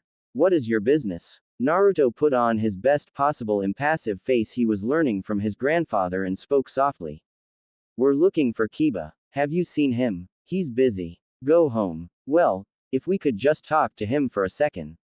Leave. Hinata saw that the dog's eyes were hardening slowly and that Naruto wasn't having any luck. Time to call in her trump card, her inability for anyone to truly hate her. Kuromaru-san, if we could just speak to him for a second. The one-eyed dog turned its gaze to her and she shivered. The thing was more like a wolf than a dog. I said he's. Kuromaru, what are you doing? Hello Naruto, Hinata. The two bowed as one and spoke together. Hello, Tsume-sama. Tsume eyeballed the two and her companion. She'd overheard everything, but wasn't about to give it away. She wanted answers for her companion's abruptness. How can I help you two youngsters today? Can Kiba play today? Tsume smiled at them and pointed in the direction of the kennel. He can now. He's being punished for messing up one of his sister's things, but I'll let him go for now. He can finish cleaning out the pens later. Tsume smiled as the two ran off to the kennels and turned to Kuromaru with a hard eye. What was that all about? The dog had the decency to look ashamed. Forgive me, Tsume, but I can't help myself sometimes. He reeks of fox all the time. Tsume sighed and rubbed the bridge of her nose. You know he's not the fox Kuromaru. Don't be that way toward him. One day he'll be strong enough to call you on your behavior and where will you be then? Where will those ignorant villagers be then? She left the dog to ponder that as she went back inside. Naruto and Hinata tried to sneak up on their friend but, as always, he smelled them coming. You two really shouldn't try to sneak up on me. I'll always smell you. Hinata giggled as she watched Naruto sulk. He really was too funny when he was around Kiba. One day, I'll find a way to mask my scent and then you'll be sorry. Kiba turned around and grinned at his friends. I doubt it. You smell like a fox. It's pretty hard not to find you. Naruto put a finger to his chin and thought. I wonder why I smell like a fox. Mom got me a stuffed fox for a present one time and I sleep with it. I don't think that's why you smell like a fox Naruto-kun. Kiba grinned at Hinata and threw an arm around her neck. No one can explain why he smells like that. I asked mom about it and she just told me that people smell differently. He took an experimental whiff of Hinata and she blushed. You smell like flowers, and cinnamon rolls. Hinata pushed him away and hid behind Naruto. I do not smell. Naruto frowned at Kiba and turned away. We were gonna ask you to play and help you get out of trouble, but since you hurt Hinata's feelings. Kiba immediately went on the defensive. But, Hinata, I'm so sorry. I didn't mean to hurt your feelings. Please forgive me. You smell really nice. Hinata smiled and turned around. Being around Naruto also gave her the courage to be playful. But you were being a meanie. The Hyuga watching sighed and looked up at the sky. It should be another 15 minutes before they left for the park. The kids always did this. When the three arrived at the park, they found the other children there as well. Shikamaru and Choji were lounging on the grass, watching the clouds and sharing a bag of chips. Shino was watching a mound of ants intently, and Ino was playing with a pink-haired girl. Shikamaru and Choji waved at the three and Kiba bounded over to them. Hinata turned loose of Naruto's hand and padded over to say hello to Shino. Naruto watched them go and turned his attention to Ino and the girl she was playing with. He watched with careful eyes as the civilian parents gathered up their children and began to leave, but shook it off. He strode towards Ino, flashing a brilliant grin. Hey Ino-chan. Whatcha doing? Ino smiled up at her friend and turned back to Sakura. I'm playing with Sakura. I met her a while ago and we're friends now. Sakura. This is Uzumaki Naruto. My mommy said he's a bad person. Ino frowned at her new friend and looked back at Naruto. Well, I don't think he's bad. He's a little loud, but he's not mean. Sakura glanced over to where her mother was sitting and noticed the subtle motion for her to come. She stood and said goodbye to Ino before running off. Ino turned to Naruto and frowned at him. Now what did you do to her, Naruto? His eyes widened and he put up his hands in defense. I didn't do anything, Ino-chan. I just met her today. I don't know her. Ino glared at him and stood up, huffing. She walked away toward her mother. I bet you did something mean, Naruto. You ran off one of my new friends and I'm not talking to you. Naruto watched her go with tears in his eyes. He didn't like it when people were mad at him for no reason. He lowered his head and sniffled, trying to keep the tears from falling. But I didn't do anything. Hinata watched Ino leave and comforted Naruto by sitting on the swings with him until they left to take Kiba back home. Her day with Naruto was ruined and she felt bad that Ino had been mean to him. Kiba didn't know what to do once they dropped him off, so he just mumbled a goodbye and walked inside. The Hyuga knew that he had to take Naruto home now, and as they walked, he reflected on what he had seen. It happened every time the boy tried to make new friends, and now it appeared that he had lost one. Being every bit as sheltered as Hinata, Naruto had very few chances to interact with children his age, and he treasured the friends he had. Losing Ino would be a big blow. Hinata stood silently with her head bowed as they stood before the gates of the Sarutobi compound. Naruto looked up to see his best friend's downtrodden gaze and silently berated himself for bringing her day down. He put on a big grin and gave her a hug. It's not your fault, Hinata-chan. I know what you're thinking. Don't be like that. Ino-chan is just being a dummy head. I'll see you next time, okay? Hinata gazed up into his eyes and gave him a small smile. She was glad he was strong for both of them. His strength was beginning to rub off on her. I'm sorry about Ino-chan, Naruto-kun. She shouldn't have said such mean things. It's okay. I'm fine. Don't be sad, Hinata-chan. Smile for me. She gave him a big smile and he grinned as he gave her another hug. With a wave he was gone inside the compound and she and the Hyuga guard began the trek home. Hinata gave another glance back and smiled. Naruto-kun will be fine. The Hyuga guard smiled when he saw her perk up and walk a little straighter. He chuckled in his mind.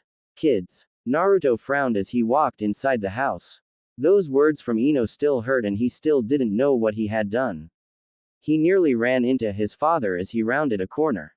Hello, son. How was your day? Bad. Why bad? Naruto looked up at his father with the beginnings of tears in his eyes and Yahiko mentally sighed. What happened now? I don't think Ino-chan likes me anymore. Yahiko scooped his son up and walked toward the study that they used for their nightly lessons. Eri was sitting in an armchair with her feet up, sipping a glass of mint tea. She liked to listen to them as they studied. Plus, she learned things too. Her gaze hardened when she saw Naruto's semi-wet cheeks and she raised an eyebrow at Yahiko. Tell your mother what you told me, son. Naruto sniffled and buried his face in his mother's dress. She rubbed the top of his head affectionately and spoke to him softly. Well, sweetie, what's wrong? I don't think Ino-chan likes me anymore. We went to the park and she was talking to a girl named Sakura and she said I was a bad boy and now Ino-chan says I'm mean and ran her friend off. Eri let the information sink in and sighed. Apparently, this Sakura girl was from a civilian family, since the only children Naruto had regular contact with were clan children. The only clan children he didn't play with were the Uchihas and she was happy for that. Sasuke was a pleasant child when you first met him, but he idolized his cold, emotionless brother and was sure to turn out like him. Not a choice playmate for either of her children, born or unborn. Honey, Ino-chan is just a little girl and she doesn't know what she's talking about. This Sakura girl doesn't know you and she doesn't know what she's saying either. Everything will be fine. Naruto sniffled and nodded his head, turning to face his father when he heard a book hit the table. Yahiko grinned and patted the chair beside him. Come on boy, we're studying the theory behind henge tonight. And you'll be keeping leaves on your forehead and elbows as we read. Naruto groaned as he sat in the chair. He loved spending time reading but theory was so boring. He'd much rather learn the jutsu than read about it. But he'd promised his grandfather he'd learn from him and resigned himself to that fate. He just didn't break promises if he could help it. He started on the page assigned him. Henge is the ability to change the appearance of a person into something else entirely. The size and shape can be anything, but there are several theories that weight can also be distributed or even negated. What's distributed? That means it can be put elsewhere to even it out. Oh, okay. What's negated? That means it's cancelled out. Oh, what's? That means it's not there. Oh, okay. Eri giggled into her teacup and Yahiko glared at her. It was his responsibility to teach the boy, not hers. He wanted him taught right. He grinned mischievously and paid attention to Naruto. Hey dad, what's size manipulation? Yahiko smirked and cut his eyes to Eri. Something pregnant women wished they had control over. A growl was his answer. What was that, dear? So totally worth it. The next day found Naruto out on his run with Sarutobi again, but this time the green spandex ninja was nowhere in sight. He sighed in contentment, until Sarutobi cleared his throat, a sign he was about to talk. Yes sensei. Naruto, from here on out, Guy will be your taijutsu instructor. I'll teach you jutsus when you master the next level of chakra manipulation, but I have to start attending to other duties as Hokage. But sensei. No buts, Naruto. I don't like it any more than you do, but Guy is an excellent teacher and you'll go far under his wing. He'll have you breaking bones in no time. I hope he means other people's bones. As they came back to the house, Sarutobi took on a serious demeanor when he saw Guy doing vertical push-ups, his loud boisterous voice carrying the number he was on over the grounds. The old Hokage knelt beside Naruto and looked him dead in the eye, as serious as could be. Naruto, I'm deadly serious here. Guy is a wonderful teacher, but if I ever catch you wearing a spandex bodysuit, I'll disown you. Am I clear? Naruto gulped and nodded. He didn't know what disown meant, but he didn't like the sound of it. He'd ask his father what it meant later. Sarutobi smiled and patted him on the head. Good boy. Now, I'll be helping you with some advanced chakra manipulation soon, but for now, listen to Guy. He'll help you when he's not on missions. When he is, he'll give you a detailed guideline to follow and I expect you to treat him with the utmost respect. To you, he is Guy Sensei, understood? Hi, Sensei. Excellent. Good morning, Guy. Guy leapt to his feet and the morning sun pinged off his pearly whites. Hokage-sama. A most splendid morning it is. And how is my new pupil on this most youthful of mornings? Naruto never got to answer, since they heard a window slide open and a coffee mug came hurtling out. Guy never saw it coming. It collided with his head and he hit the ground like a sack of potatoes. Eri leaned out the window looking bleary-eyed and both Naruto and Sarutobi cringed at her voice's volume. The woman, while a civilian, had aim that would make Mitarashi Anko jealous. Maida Guy. There are people trying to sleep. Keep your damn voice down. The window slammed shut and Guy leapt to his feet as if nothing ever happened. His voice was considerably lower though. Ah, I forgot Eri-san was sleeping. Pregnant women need all the sleep they can get, you see Naruto-kun. It helps the babies grow up strong and healthy. I've also heard however that walking in the morning before sunup can help them as well. Perhaps we should invite your mother to join us on one of our runs. Yo. Before he could get going, Sarutobi clapped a hand over his mouth and put a finger to his lips. Now Guy, I know how excited you are to have a new student, but you must be quiet here. Eri needs her sleep, so keep it under 100 decibels all right. The eccentric Junin nodded and Sarutobi sighed before standing back and addressing the newest master and student. Well, I'll leave you two to it. Naruto, make me proud. Guy, keep it down or your flames of youth will suffer. Yosh, I shall. And if I can't. A swift side kick from Naruto to his shin quieted him and Guy looked apologetically sheepish. Sarutobi smiled as he shunshined to his office. Those two will work out fine. Guy turned to his student with a twinkle in his eyes. He hadn't had a pupil in quite a while and wanted to enjoy the experience, at least until he took a team. Tell me Naruto-kun, have you ever enjoyed the wonders of spandex? Naruto just sweat dropped. This was going to be a long day. Eri sipped her morning coffee as she sat on the porch watching her son and Guy spar. She had to admit, the man knew his stuff. Once he entered into his teacher mode, he was serious to a point of being scary. His eye was overly critical and he tore the boy's taijutsu apart. No, Naruto-kun. Extend the leg just a bit more to distribute the weight. Your elbow more. Don't bend that knee. Let the body flow. You're too stiff. She giggled when she saw the sour look on Naruto's face. He was trying hard, but even Sarutobi was not this hard a taskmaster when it came to the martial arts. Guy thought nothing of shoving the boy's body this way or that to straighten him up, but even she could see his expertise shining through. Already, Naruto's body was remembering the stances and katas. Suddenly Guy appeared beside her. She blinked and looked back out to the yard. Of course. Kage Bunshin. Eri-san, I hope I did not disturb you on this most youthful morning earlier. I was merely excited about my new pupil. Eri smiled up warmly at him and shook her head. No, I'm sorry Guy. I'm a little more cranky than normal in the mornings nowadays. I hope father forgives me for breaking his favorite coffee cup on your head. Guy's laughter rang out over the grounds and she cringed. He was a nice man, but she was getting to her limit. Not that I mind talking to you sensei, but why are you over here? Guy quit laughing and his face dropped to impassiveness. I just want you to know that I am utterly overjoyed that I can help teach your son, but I have to know, how is it that he is still standing after his workout this morning? Eri cocked her head and looked at him quizzically. Whatever do you mean? Eri-san, he is just a 4-year-old boy. I know he is a ninja in training, but even so, his muscles have begun to develop faster than any other child's and his mind is further cultivated. He is developing faster than other 4-year-olds and that worries me. I know. It worries me too. But father insists that he needs this. You know of his burden Guy, you know of what it entails. The villagers shun and hate him, and he doesn't know why. We haven't told him yet. We think that his tenant is helping develop his body, while we cultivate his mind. Did you know he had fully developed sharp canines at the age of 6 months? I did not know that. But it doesn't matter. The boy's stamina is otherworldly. No other student has kept up with my regimen as well as he has. I can only hope that my next genin team has half of his youthful vigor.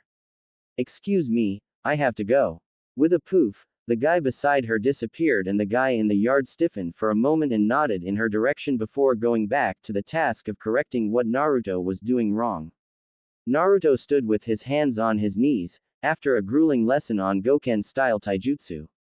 He liked it better than the monkey style. It was more rigid and allowed for more advancement than waiting, but Guy-sensei hit hard. And he was much more critical than his grandfather. The man was critical of how he stood or held his hands or looked at him sideways than Sarutobi could ever be. But that was why Guy was a taijutsu master and Sarutobi was the professor. Sarutobi had forgotten more than they'd ever learn. Guy had beaten the memories into his body so he wouldn't have to remember. All right Naruto, let's call it a day. You've done very well on this youthful morning. Now come over here and we'll outline your training schedule. Naruto beamed at the praise and immediately bounded over to his sensei. He didn't notice Guy's wide eyes as he flopped down cross-legged before the man. His stamina, it's like he never did anything today. I'm very impressed, Naruto. You learn quickly and you don't object too much to what your sensei tells you. That is most admirable in a student. But that attitude should only apply to learning jutsus and the martial arts. Never let your true self be swayed by someone else's ideals. What do you mean, sensei? Don't let anyone tell you something that you don't believe in. Don't allow others to mold your mind for their benefit. You'll find in this world there are those who will hate you for no reason other than you're alive. You must be able to rise above them and be the bigger man. Let your senseis mold your body. Use your mind to decide what is right and what is wrong. Naruto nodded slowly. He didn't understand everything that his sensei was telling him, but his father could explain it in detail. Naruto stood and bowed to Guy. Thank you for your help, sensei. Guy smiled and handed Naruto a tiny scroll. He flipped it open to reveal his training schedule. Of course we'll have to get some better weights for that suit you're wearing, but that can come later. Our lives will be very busy from here on out, Naruto-kun, but you and I are going to face this together. I've never trained a future Hokage before, so this is quite an honor. Naruto looked toward the ground and his hair overshadowed his eyes. Guy-sensei, what do you think of me taking the title Hokage? I've read about what it is, but I don't know if I'm the best one for the job. I mean, I'm not strong or smart. Guy knelt down and put his large hands on the boy's small shoulders. He looked him right in the eye and smiled. You're not strong right now, Naruto, but you will be. And you are very bright for your age. You'll make a splendid Hokage one day, and I'll be happy to serve under you. My only request when you reach the office is that you never let your flames of youth die. Naruto smiled at his teacher and Guy was pleasantly surprised to see the sun gleam off his fangs. Don't worry, sensei. My, flames of youth will never die. Yosh. And if they ever do, I will carry a boulder between my toes from here to Suna, until your flames return. Guy. Ah yes, sorry Eri-san. Well, I must be going, Naruto. Continue your studies in the evenings and make your mind as strong as your body. And don't forget about your friends. Even a Hokage needs friends. It is lonely at the top. Naruto watched as Guy shunshined away and snatched up one of the leaves from the small whirlwind. I have to learn how to do that one day. Sarutobi sighed happily as he entered his house and hung his robes and hat on the hook by the door. It was always pleasantly quiet now that Naruto had begun his studies and he had time for a decent smoke. He'd watched the new student and teacher through his crystal ball and was surprised to see that Naruto was coming along quickly in Goken, a greater surprise that he wasn't affronted by Guy's personal style or speeches. He'd chosen wisely for taijutsu, but nin and genjutsu were up to him. As he walked by the window, he noticed that Naruto had a leaf on his forehead and one on each elbow and kneecap. Sarutobi smiled and stopped by the window looking in. While the leaf exercise was not an overly difficult one, especially compared to tree climbing or water walking, it was essential for the young ones to know. He'd begin the boy on tree climbing in another month or so. Naruto saw his grandfather at the window and waved to him. Yahiko looked up and gave his father a broad smile. That is, until Naruto asked him another question. Hey dad, what's disowned mean? Why? Who told you that word? Gigi said he'd disown me if he caught me wearing spandex. Yahiko growled and looked toward the window where the old man had miraculously disappeared. He turned to his son and smiled. Remember some of those words I said I'd tell you about when you're older? Yeah, add this to that list. Now you keep reading, I'm going to go find your grandfather and have a talk with him. Naruto nodded and turned back to his book. This Cage Bunshin sounded pretty cool. He wondered why it didn't have any more information on it though. It was now into Naruto's 5th year and he had grown much. He was a bright and sunny child, always in the middle of things when he wasn't training with his senseis. Sarutobi had taught him henge and kawarimi and he was using them effectively to mimic passerby and swap with random items. Sarutobi insisted he be grounded in the basics before he was taught the more advanced things. And because he was starting so early, there was more than enough time. Guy had given up on the weights after a month. Sarutobi had been puzzled when the green-clad man presented him with Naruto's bodysuit and said it wasn't working. Hokage-sama, I can't train Naruto with weights anymore. They simply aren't helping. Sarutobi gave Guy a hard look and took a drag on his pipe. Explain. Guy nodded his head and sat the folded bodysuit on the desk. His body is adapting to the weights, Hokage-sama. His body is doing things that normal bodies just don't do, and the weights are not helping, they are hindering his progress. Sarutobi frowned and shook his head. I don't understand what you're telling me, Guy. Hokage-sama, as I'm sure you're aware, the human body's muscles break down and rebuild when they are stressed with weights and weight training.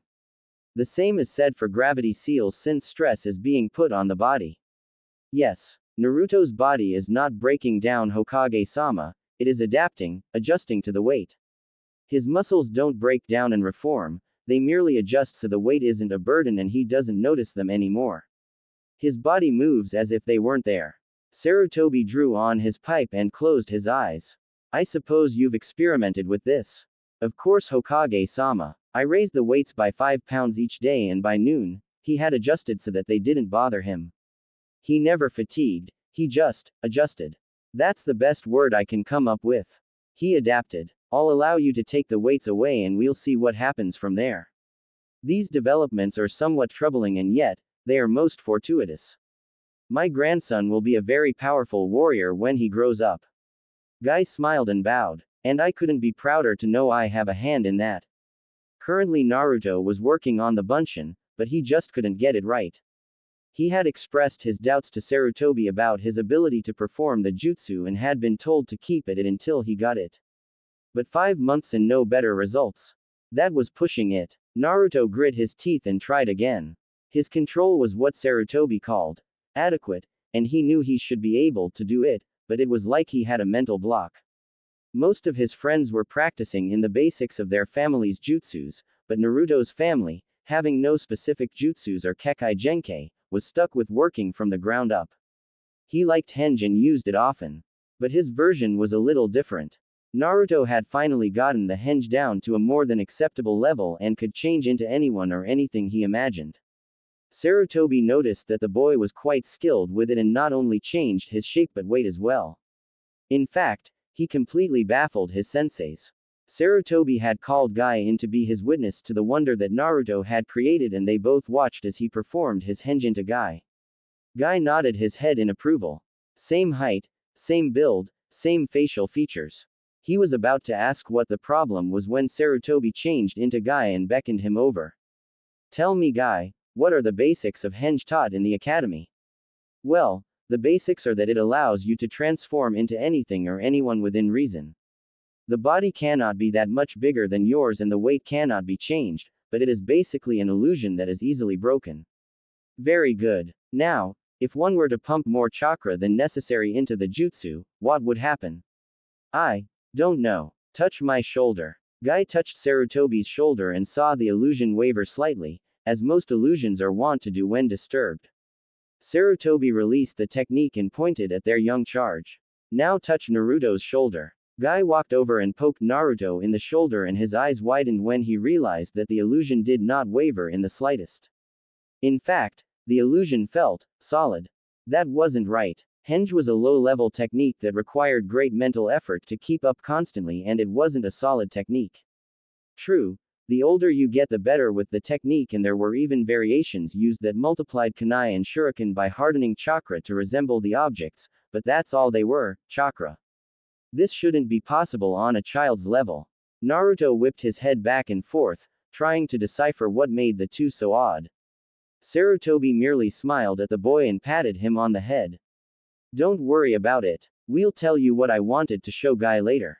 Of course, later, more often than not, never came, and Naruto was always left with questions. He rarely ever got answers to any important ones, only receiving the vague answer, "We'll tell you when you're older." As he walked up and down the tree, leaves stuck to various points of his body, he thought about his friends. Ino still hadn't talked to him since that day, and the little blonde went out of her way to ignore him if possible.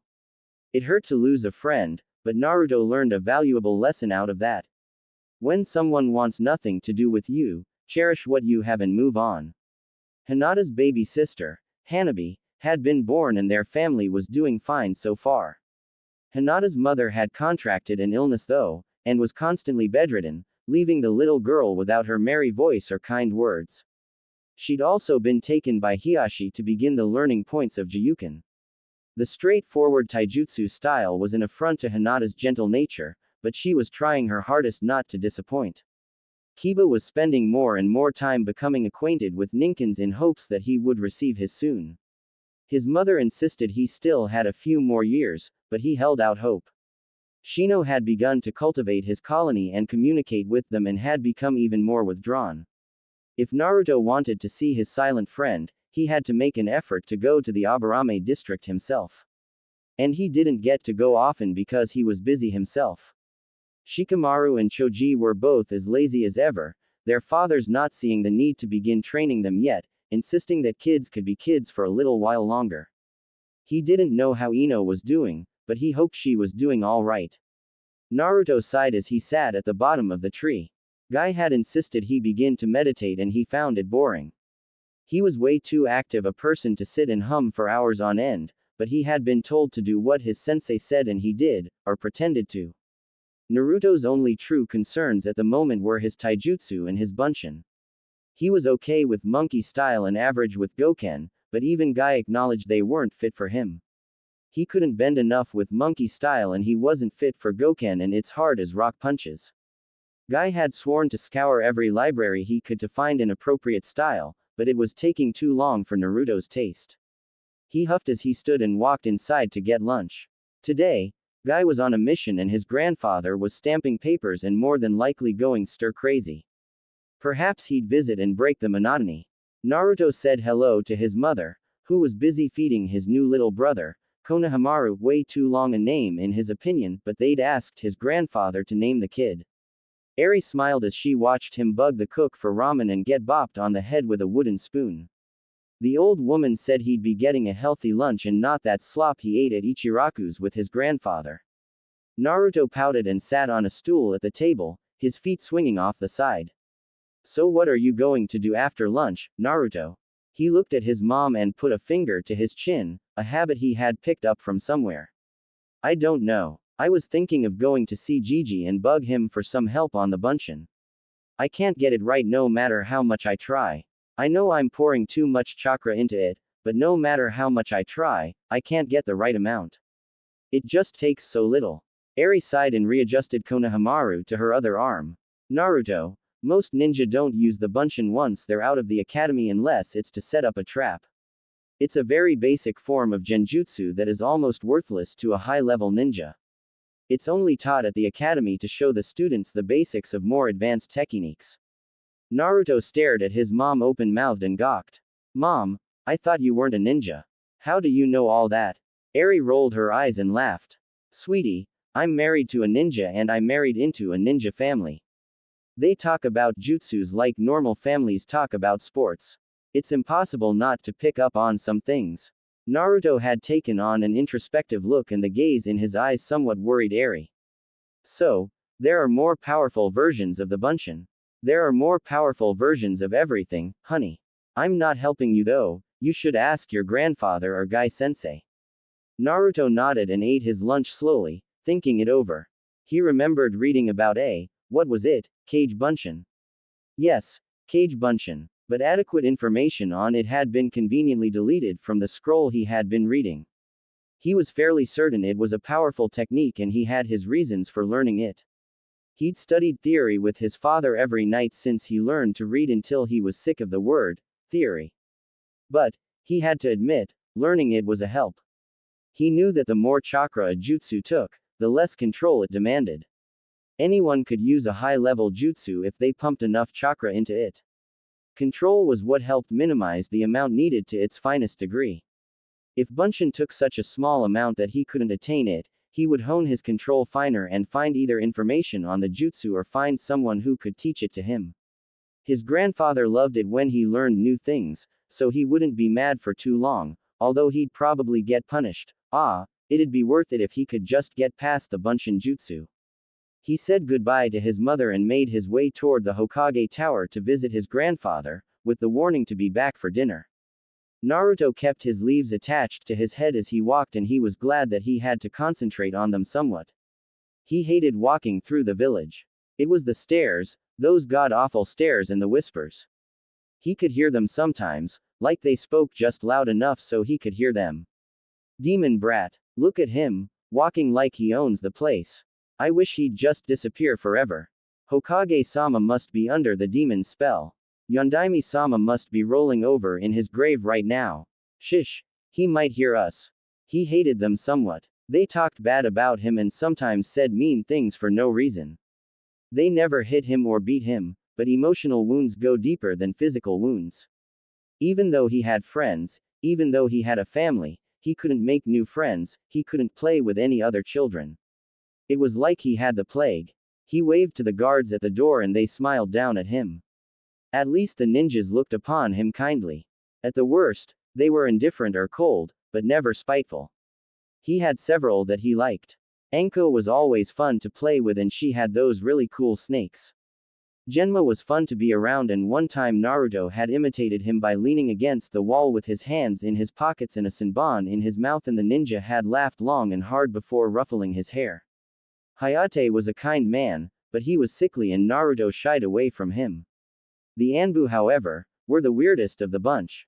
The masks freaked him out sometimes, since he couldn't see their expressions, only the soft voices and slight breathing.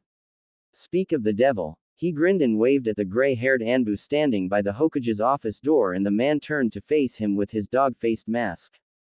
Inu never talked to him much, but he was okay, he guessed. Hello Naruto. The Hokage is in a meeting right now, so have a seat. He should be through shortly. Inu was one of those who was indifferent at best. His voice never raised, and from what Naruto could tell with his limited dealings with those outside of his small circle, Inu was a very sad man. He seemed to live for his job and not much else. Naruto hopped onto the bench outside the door and swung his feet in time to his heartbeat. Inu sighed behind his mask and prepared himself for the onslaught of questions about to come. Quiet time simply wasn't possible with an inquisitive Naruto around. Hey, Inu-san, do you know how to do the bunshin? Inu's answer was to form the needed hand seal, and a copy of himself appeared. It disappeared just as quickly and Naruto nodded before going back to being silent. 3, 2, 1. Hey, Inu-san, do you know a more powerful version of that jutsu? Inu raised an unseen eyebrow and shuffled his feet. He'd heard from several people the boy was an information sponge, always soaking up what he could. However, he also knew that Sarutobi had forbidden anyone to teach the boy ninjutsu, and he wasn't getting in trouble over a curious brat. He wanted to know what the boy was digging at though. It would help pass the time. Why do you want to know? Naruto frowned and kicked his feet back and forth. He didn't think it would be as easy as asking. I can't do a simple bunshin. I just can't control the amount of chakra needed to make one. I've read before that the more power a jutsu takes, the easier it is to make. That's not entirely true. You need control as well. That's why it's necessary to learn the Academy Bunshin, no matter how useless it is. It promotes control. Yeah, but it shouldn't take such a long time to learn. How long is long? 5 months. Inu whistled low and nodded his head before standing bolt upright again. He could hear the people in the office moving around. Well, that's too bad, kid, but I can't help you. Your grandfather has forbidden anyone from helping you. You know that. Naruto sighed and put his face in his hands. Yeah, I know. I just thought it couldn't hurt to ask. It never hurts to ask, Naruto, but trying to get Inu in trouble. I'm disappointed and ashamed. Naruto grinned at the voice and looked up. But Gigi, it was just a question. He can't possibly teach me anything anyway. All he ever does is stand there. I can hear you, you know. Now, Inu, you know he didn't mean it, did you? I'm sorry. Sarutobi sighed and opened the door more, letting out the man standing behind him. Thank you for coming. I will have an answer for you in the future. That would be most appreciated, Hokage-sama. Naruto watched as the man walked down the hall and was ushered into the office by a slightly annoyed Inu, who shut the door behind him. Naruto sat down in the chair before the desk and looked over the veneer at his grandfather. So, Naruto, what brings you here today? I want to learn something more powerful than the Bunshin. Sarutobi sighed and readied himself for the battle. Naruto, you know what I said. I know. But Gigi, I have a theory. Sarutobi was always happy to listen to a theory, even if he knew he was about to blow holes in it. He bridged his hands and puffed on his ever-present pipe. All right, convince me. Okay, you know how the less chakra a jutsu uses, the more control you have to have, right? Sarutobi nodded his head. Well, then on the other hand, the more chakra a jutsu takes, the less control it takes to bring the jutsu into existence. You still have to have control, but only to fine-tune the jutsu so it doesn't require so much chakra. I can't seem to get the control low enough for the regular Bunshin, so would you please teach me a different one? Sarutobi sat back in his chair and puffed away on his pipe. He was impressed with his grandson's argument. The boy was 5, but he had been taking his studies seriously. He wanted nothing more than to make his family proud, and that was a boon. He had been ecstatic to learn Henge and Kawarimi and was fast on his way to mastering them. His solid form Henge was a wonder as well. That would require more research. But teaching him a more powerful Bunshin. He was only 5. Could he handle the power? Well, of course he could handle the power, but could he handle the responsibility of that power?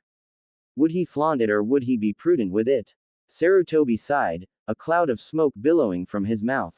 What would you do if I taught you a better Bunshin? Naruto was ecstatic. This was as close as he'd probably get, but he had to take that leap. I'd work with it until I mastered it and then I'd ask for another. Sarutobi smiled and clenched the pipe in his teeth. He remembered another child who wouldn't rest until he had mastered a jutsu taught to him. Jiraiya had been a stickler for learning. He didn't just learn a jutsu, he bent it, tweaked it, perfected it. He didn't rest until he had made it perfect, and then, he asked for more. Perhaps, it would not be a bad idea. 5 months was a long time not being able to use a Bunshin after all. If I do this, you are not to let others know about it except me and Guy. Understood. Naruto nodded vigorously and grinned happily. Sarutobi grinned back and waved his hand. Now go home, scamp, I have work to do. I'll show you the jutsu tonight. Naruto practically flew home. Sarutobi sighed as he walked inside the house. He could see Naruto in the backyard, balancing on one foot on a tree branch, sticking leaves to multiple parts of his body. He hung his hat and robe on the hook by the door and walked out back. Naruto saw his sensei coming and leapt out of the tree, trembling with anticipation. Sarutobi raised his hand, signaling for silence. The Bunshin I will show you is not to be shown to anyone else, I want to say that again. When you get older, I will tell you when it is okay to use it outside of training. Now then, watch what I do. This will help you form the Tsuchi Bunshin. Sarutobi ran through the hand seals slowly, Naruto mocking him, trying to get them right. Once he was comfortable that the boy had it down, he dropped his hands to the sides. As time goes on, you will find that jutsus such as these will become easier to use and eventually you will be able to use only one seal or none at all. You will know how the chakra is molded and it will help make you a better, unpredictable ninja. Now try to mold the chakra correctly. It took 7 tries, but finally Naruto was able to form a Tsuchi Bunshin. He leapt this way and that, cheering loudly, before he was smacked on the head and stood quietly again. That was very good, but now I expect you to train with this until you have it down. I hadn't meant to teach you a jutsu this advanced this early, but it was necessary, I suppose. Practice it more until dinner time. I will come to fetch you. Naruto nodded and flipped through the hand seals again as Sarutobi walked inside. The old Hokage flopped into an armchair and sank back into the aged leather. Here, amongst his sanctuary of old scrolls and books, he felt safe and at peace. No one bothered him here and he was free to research what he pleased. Currently, he was flipping through some scrolls from Whirlpool Country, trying to find anything about Naruto's distant family. The Uzumakis, so named because he didn't know any other surname for Naruto's mother's family, were a reclusive and private family, but they left good records and detailed birth certificates. He was looking for anything on the melt, the bloodline he thought the child might have. He read that it only manifested once every 10 generations, and only in the strongest of the children. There weren't many details about it. The Uzumakis didn't want their children used as breeding fodder for a Kekai Genkai that wasn't guaranteed to manifest or to be in danger constantly of being kidnapped by neighboring villages. What he did find was intriguing and raised more questions. The bloodline was actually a genetic defect that made itself known a few years before puberty in most. One child had been documented as manifesting as early as 4, but Naruto was past that. The infuriating thing was that they made no mention what the damn thing did. Calling it the melt left so many open possibilities. Based on stealth and helped form the ninja world. He found another scroll and quirked an eyebrow. Uzumakis were natural-born assassins and there were several documented episodes of their assassination skills. If Naruto manifested this bloodline, there was no reason not to teach him the ways of the assassin. He would need to learn to be quiet somehow. Sarutobi put the scrolls back and looked at the grandfather clock in the corner of the room. He needed to gather Naruto up and head for the table. Eri would be angry if he kept the boy outside all night. As he walked down the hall, he thought toward the future. Assassination was a skill the boy would have to learn. That meant that he would have to make a kill someday, and the idea pained him that the innocent child would have to take a life. But to truly understand the fragility and precious quality of a life, you must take one, so you can protect those you love. A ninja's trade demanded no less. His eyes widened as he stared out into the yard and saw Naruto running through the seals, 10 copies of himself standing around, loitering. Sarutobi walked up and they all turned and smiled, speaking in a collective voice. Hi Gigi. Naruto, dispel your clones and come inside. Dinner's ready. The blonde let his bunshin sink into the ground and stood up, the exertion clear on his face. But a trace of pride was there also. He had proven that he could do more powerful jutsu and, even though it might be a while before he learned another, he had time to perfect this one. He followed his grandfather inside wordlessly. Sarutobi walked in front, his hands behind his back. He didn't look back as he spoke. I'm proud of you, Naruto. Naruto groaned and banged his head on the table before him. His grandfather had thought it would be a fine time to introduce Naruto to the joys of paperwork, and the little boy had been ecstatic to learn more about being Hokage, until he met the mounds of parchment. He sighed and looked over to where Sarutobi was signing away at whatever was in front of him, his pipe billowing like a smokestack, small curses coming from his lips. He turned to the small blonde sitting at the table next to him and took his pipe from between his teeth. Looking at the clock, he groaned. That's it. Come on Naruto, we're going for a walk. I'm sure you're tired of sorting those papers.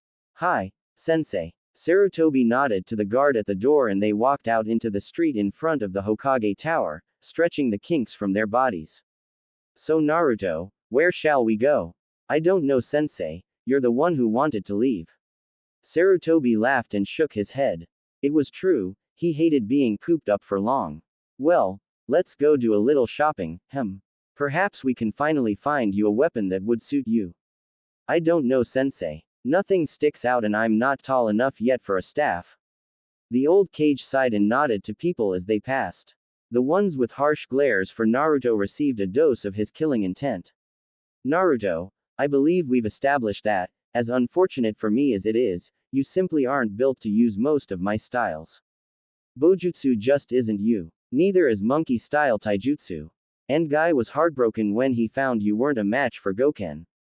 But, on the other hand, that leaves several possibilities for you. You don't have to follow our paths, instead you can beat out your own.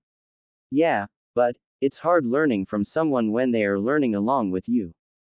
Guy Sensei and I have tried several different styles and none have worked. He learns just as much as I do. I'm supposed to be the student. Naruto, one universal truth you must accept is that you never stop learning. The day you stop learning is the day you die and disappear. Knowledge is like a mighty river, always flowing and you can't help but be swept up by its current. You can safely drink from it at times, but the true thrill is diving in and letting it take you away to unknown territories. Sensei, you're preaching again. Sarutobi laughed and ruffled the boy's hair. So I was. But you have to understand that I learn something every day. Life is learning and you never stop. He let Naruto think on that as they continued their walk. Before long, they had arrived at the weapons shop. Sarutobi loved to come here and walk amongst the weapons, testing the staffs and flipping the kunai back and forth. He hadn't allowed Naruto to use anything more than blunt kunai for target practice, and the boy had proven a dab hand with throwing weapons, but he still needed a melee weapon for those up-close and personal encounters. They stepped inside and Sarutobi nodded to the owner before walking to the back and weighing the staffs in his hands. He disliked many of them, but then again, most weapons were poor when compared to Enma's staff transformation. Sarutobi snatched a heavy oaken staff from the display and twirled it in the air before settling it behind his back in a crouch. One reason he loved this particular store was the large areas between the weapons and the high ceilings, allowing you to try out your hopefully future purchases. Naruto wandered around the racks, running his fingers over the staffs before shaking his head and heading for something more pointy. He picked up a sword but quickly put it back. He wasn't big and strong enough for swords yet. Instead, he meandered over to the daggers and kunai. Somewhere in Naruto's mind, he just got tickled looking at knives. It was like he had a genetic predisposition to them. He knew soon he would have to start training with weapons for real, but he still had as of yet to find one that suited him. Kunai were used by everyone. Shuriken were used by everyone. He wanted a unique weapon, one that would make him stand out. There were several kenjutsu masters, and his grandfather was renowned for bojutsu. His uncle Asuma, who he had never met, was a master with trench knives. Naruto vaguely heard Sarutobi chatting with the proprietor of the establishment and went back to his browsing. The knives here were either too ornate or too plain. None had that edge he wanted. He frowned and turned away from them. Perhaps he should look at knuckle dusters. He sighed as he quickly brushed away that thought. Way too plain and brutal. With knives there was a subtlety that was close to poetry. He'd watched Anko play with hers often enough as she waited in the Hokage's lobby that he knew they were a force to be reckoned with. But knives also had a drawback. They were good as throwing weapons, but they demanded that you be up close and personal. Swords gave you a little bit of distance, knives demanded that you be close as you took a life. He picked up a plain-looking dagger and twirled it in his hands like Anko had shown him. It lacked balance for throwing but felt pleasant in the hand. He put it back with a shake of his head. He still couldn't find anything that suited him. Sarutobi frowned as he spoke with the owner. They had both been watching as Naruto rummaged through the weapons and he was still quite dismayed that Naruto didn't like any of them. I don't know what to think, Kawase. He just can't seem to get comfortable with any weapons. Most children his age think any kind of sword or sharp thing is cool. Naruto just looks upon them with disdain. Hokage-sama, perhaps the child just isn't ready yet. I've heard of the training regimen you and Gai-san put him through. He has a lot on his plate. And you said earlier he had started helping you with your paperwork. Hi, I did. And he is a big help, even though I have to catch him sometimes putting things in the wrong pile. He has his own ideas about what is important and what isn't. You know, his 6th birthday is coming up in a few days. Ah, of course. The day of the festival. Will you be attending? Sarutobi frowned and knocked his pipe out against his leg. I'll give my yearly speech, but after that I shall retire to my home. We have a party planned for Naruto and all his little friends. The celebration is mostly for the civilians anyway. The clans will be attending Naruto's party. It's an occasion for them to catch up with each other and watch the children be children. Plus, Eri makes the most delicious cakes. The owner of the shop laughed and slapped his hand on the counter. Imagine the Hokage of all people being weak-kneed for his daughter-in-law's cooking. Sarutobi chuckled along with the man and patted Naruto on the head as he wandered up. Find anything to your liking. Naruto shook his head in a negative and Sarutobi sighed heavily. Don't worry. One day, you'll find the weapon you want and I'll train you to the fullest in it. We can't do everything at once. Naruto nodded and they said their farewells to the owner of the shop. As they walked back to the tower, Sarutobi smiled down. What do you say to lunch before we go back to our dreary job? The small blonde nodded vigorously. Sarutobi smiled as he watched Naruto and his friends play in the yard. Kiba and Naruto were entirely too energetic and it showed in their game of tag. Hinata and Shino did their best to keep up while Shikamaru and Choji sat to the side, too lazy to do anything but watch. He looked over to the adults and smiled at their obvious comfort. They were enjoying themselves as much as the children. Noticeably absent was little Ino, though Inoichi had seen fit to come. Sarutobi sat back again with his notes on the Uzumakis and read a little more. Naruto's father had been an absolute brute on the battlefield, the ultimate frontliner. A few special kunai thrown around the battlefield and he could decimate an army. Little was known about his better half, although from what he'd read so far, he would guess she was an assassin like the rest of her relations. He couldn't be too sure though. He heard Naruto laugh and lifted his head to see Kiba sprawled out on the ground, holding his nose. The boy had run headfirst into a tree and now everyone was laughing. He ran to Sum, who gave him a hug and told him to be a big boy about it and sent him back out to play. Sarutobi shook his head and sighed. It wouldn't be long before playtime would be over and they'd be sent out to act in honor of their village. He stiffened a little when he read a particular excerpt from the scroll he'd found. He hadn't noticed it or had thought it inconsequential at the time, but it caught his eye now. Those born with the defect can allow nature to swallow them whole. He didn't know what to make of that. They were assassins of the highest caliber and now, it was too frustrating. He sat the notes down and watched the children play some more, before he felt someone standing at his side. Hokage-sama. Guy, what can I help you with? I just wanted to drop in and wish Naruto-kun a happy birthday. It isn't often he gets a day like this anymore. I agree. I keep the boy quite busy when you're not teaching him. How is he progressing by the way? Quite well. He isn't a master, but he won't be helpless when it comes to taijutsu. He showed me his Tsuchi Bunshin the other day finally. He is quite proficient with it. I am quite proud of him for learning it so quickly and improving himself with it. He's come far in 2 years. He has. Excuse me, Hokage-sama, I'm going to give Naruto his gift before I have to go. Sarutobi nodded and pulled his pipe out, but found his hands suddenly full. He blinked at the little bundle shoved into his arms and found himself looking up at a fuming Eri. Hold him please while I go inside and change. What happened? Your grandson thought it would be a good idea to upchuck all over my new dress. I'll be right back. Sarutobi chuckled and bounced Konohamaru on his knee while the little boy squealed with delight. You shouldn't have done that, you know. Now your mother will be upset with you. Konohamaru just giggled. The 4 children lay on the ground panting from their efforts to catch one another. Kiba and Naruto had finally called a truce and decided to relax. Shikamaru and Choji ambled over as they all sat in a circle and chattered. Mom says that I might be able to get a Ninken in a couple years, but I want one now. She just doesn't understand. Kiba-kun, maybe you just aren't ready yet. Kiba gave Hinata a pouting look and she giggled into her hand. Naruto grinned at his feral friend and Fang fellow. Maybe you aren't Kiba, but don't worry. When you get one, I'm sure it'll be really cool. Shino pushed his miniature shades up his nose and nodded. Hi Kiba, but having a companion is also a large responsibility. My Kikai bugs require constant watching and father has told me that the older I get, the larger the colonies get. They will require even more care. Kiba hung his head lower and sighed. He hated the word, responsibility. Before any more conversation could start up, the group heard footsteps and turned to see a very muscular man clad in green. Naruto beamed and leapt to his feet. Guy-sensei. Yosh. Hello Naruto-kun. I hope you are having a most youthful birthday.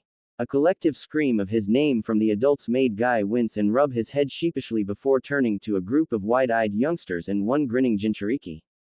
He knelt down in front of Naruto and produced a scroll from his belt. Naruto his head to the side and pointed at the scroll. What's that, sensei? This, Naruto, is a sealing scroll. Inside of it, is your birthday present. Tell me, have you studied seals yet?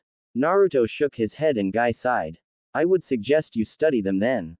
There aren't many seal masters in the world and it is a sorely needed skill in this world. I'll show you how to use them and you can keep the scroll as well to study, okay?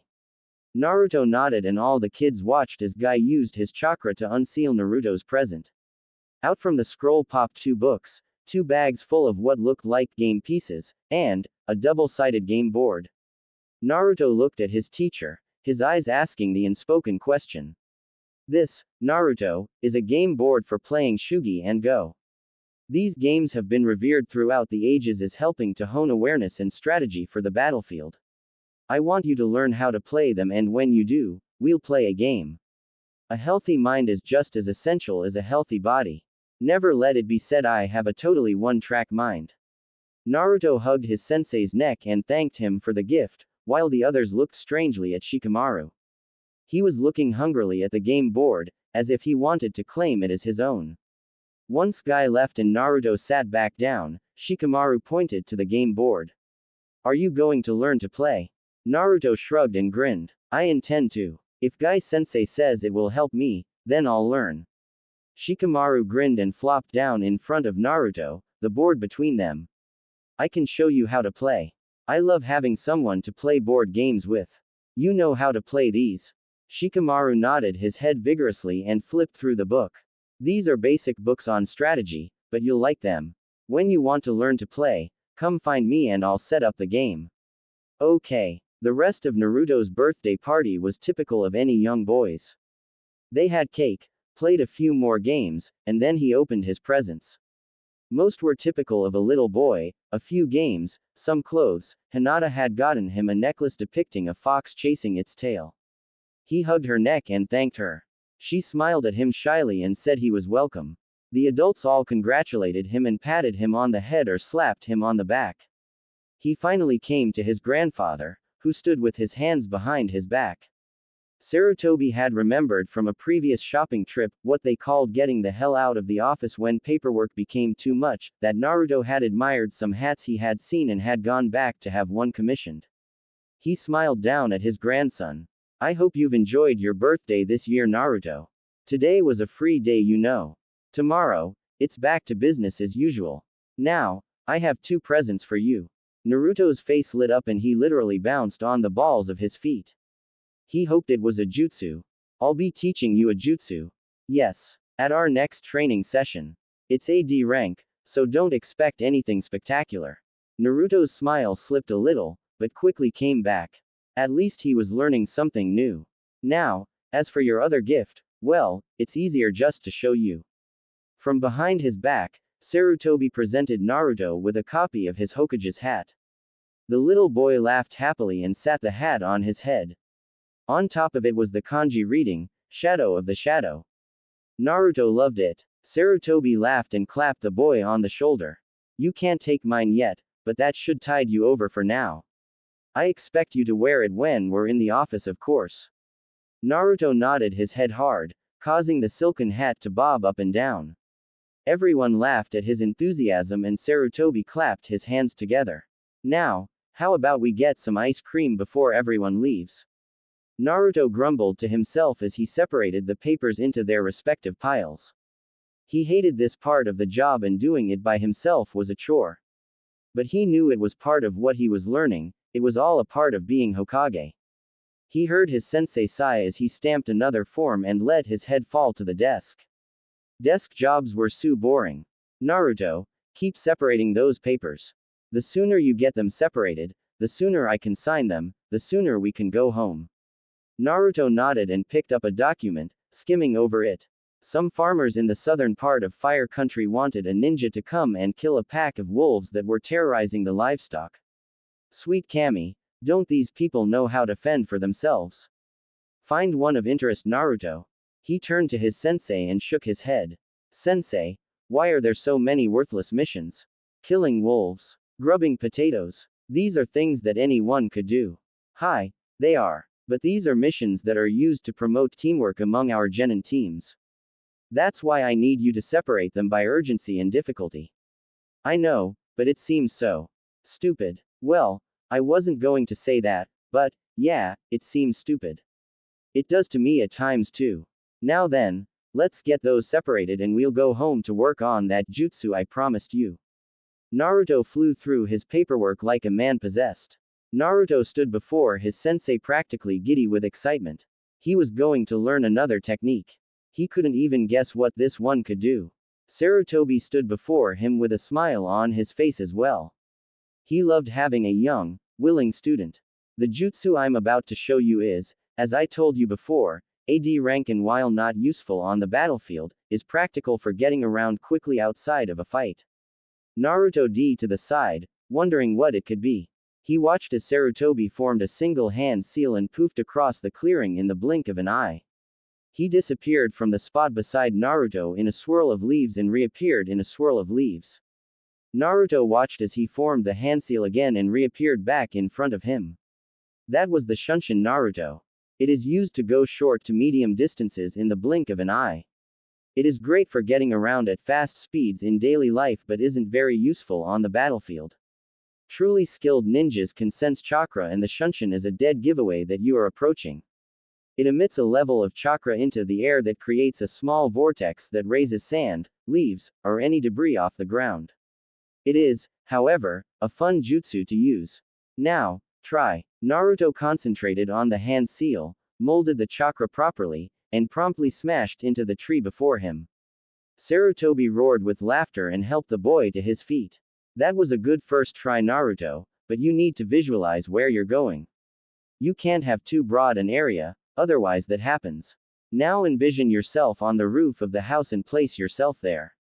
Naruto nodded his head and concentrated. He imagined himself standing on the roof and felt the tingle as the chakra wound its way through his body and wrapped itself around him before yanking him upward and onto the roof. The entire process took less than a second and Naruto opened his eyes to find leaves swirling around him. He waved down at his sensei. Sarutobi smiled and waved back.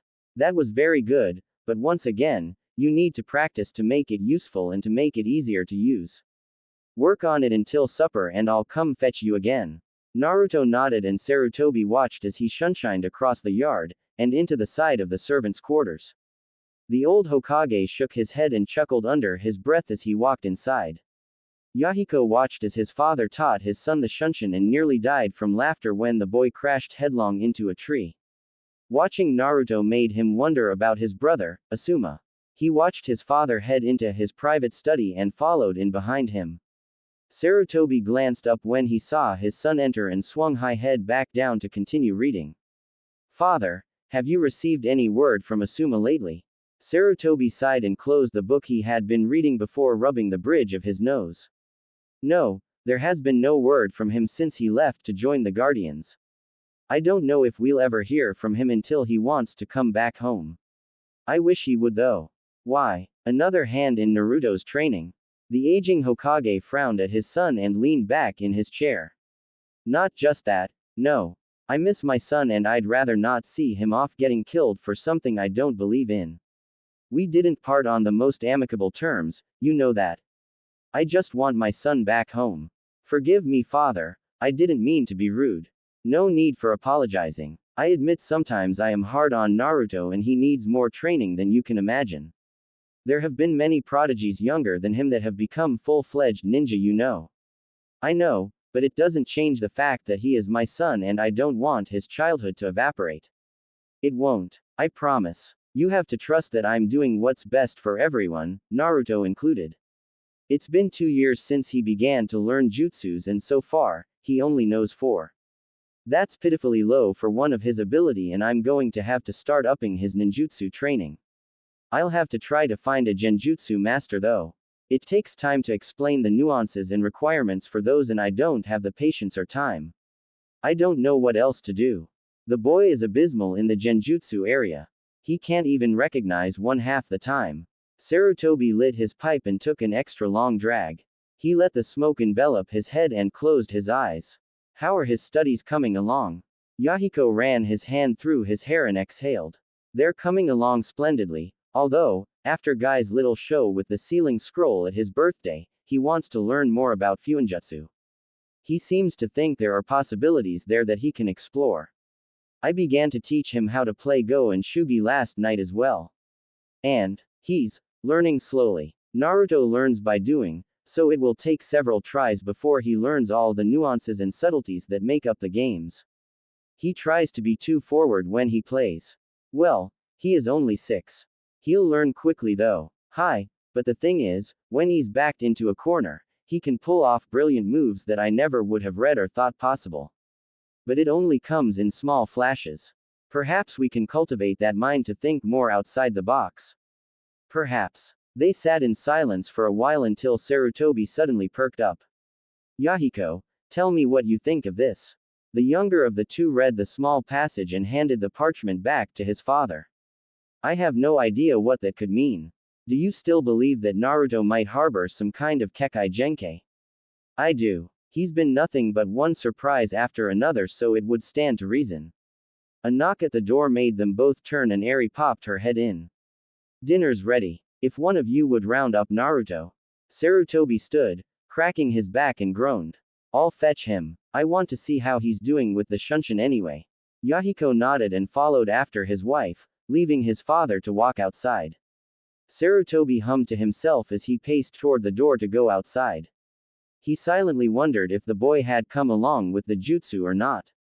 Knowing Naruto, he had probably figured it out finally and was teleporting back and forth across the yard, coming dangerously close to tiring himself out. He opened the door and came face to face with a Shunshin using Naruto. Hi Gigi, I think I got it down pretty good. That's very good Naruto. Show me. Naruto nodded and walked back to the middle of the yard.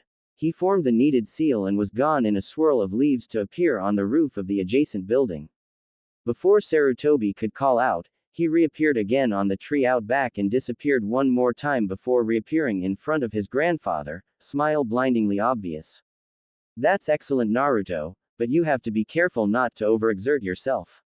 Using that jutsu that many times in succession could have ill effects on the body. Probably not yours, per se, but I'd rather not find out. Okay Gigi, I'll be careful. Can I use this jutsu to get from here to your office from now on? I don't think you can reach from here to there. What if I push more chakra into the move? Theoretically that would work, but I don't know that for sure. How about letting me see if it's possible before you try that, okay? Okay Gigi. Good. Now, supper's ready, let's go eat. Several weeks later found Naruto back in the office again, sorting papers as Sarutobi grumbled and grunted as he stamped and signed away. Naruto was frantically sorting the papers into piles and shoving them onto the desk where they were looked over quickly and then put into the outbox. Sarutobi looked over at his grandson and smiled discreetly. The hat had become a permanent fixture on the little boy's head and it never ceased to amaze him how much he looked like Minato, especially since he had insisted that Naruto wear robes while he tended to his duties. The blonde had protested loudly that he hated wearing robes and wanted to continue wearing his shorts and t-shirts, but a powerful glare from his grandfather made him hush. In that office you are to look respectable and dignified. This matter is not up for negotiation. Is that clear? Hi, sensei. He hadn't meant to sound so harsh, but Naruto's head was notoriously thick if he didn't want to do something. A firm word was usually all that was needed to put him in his place.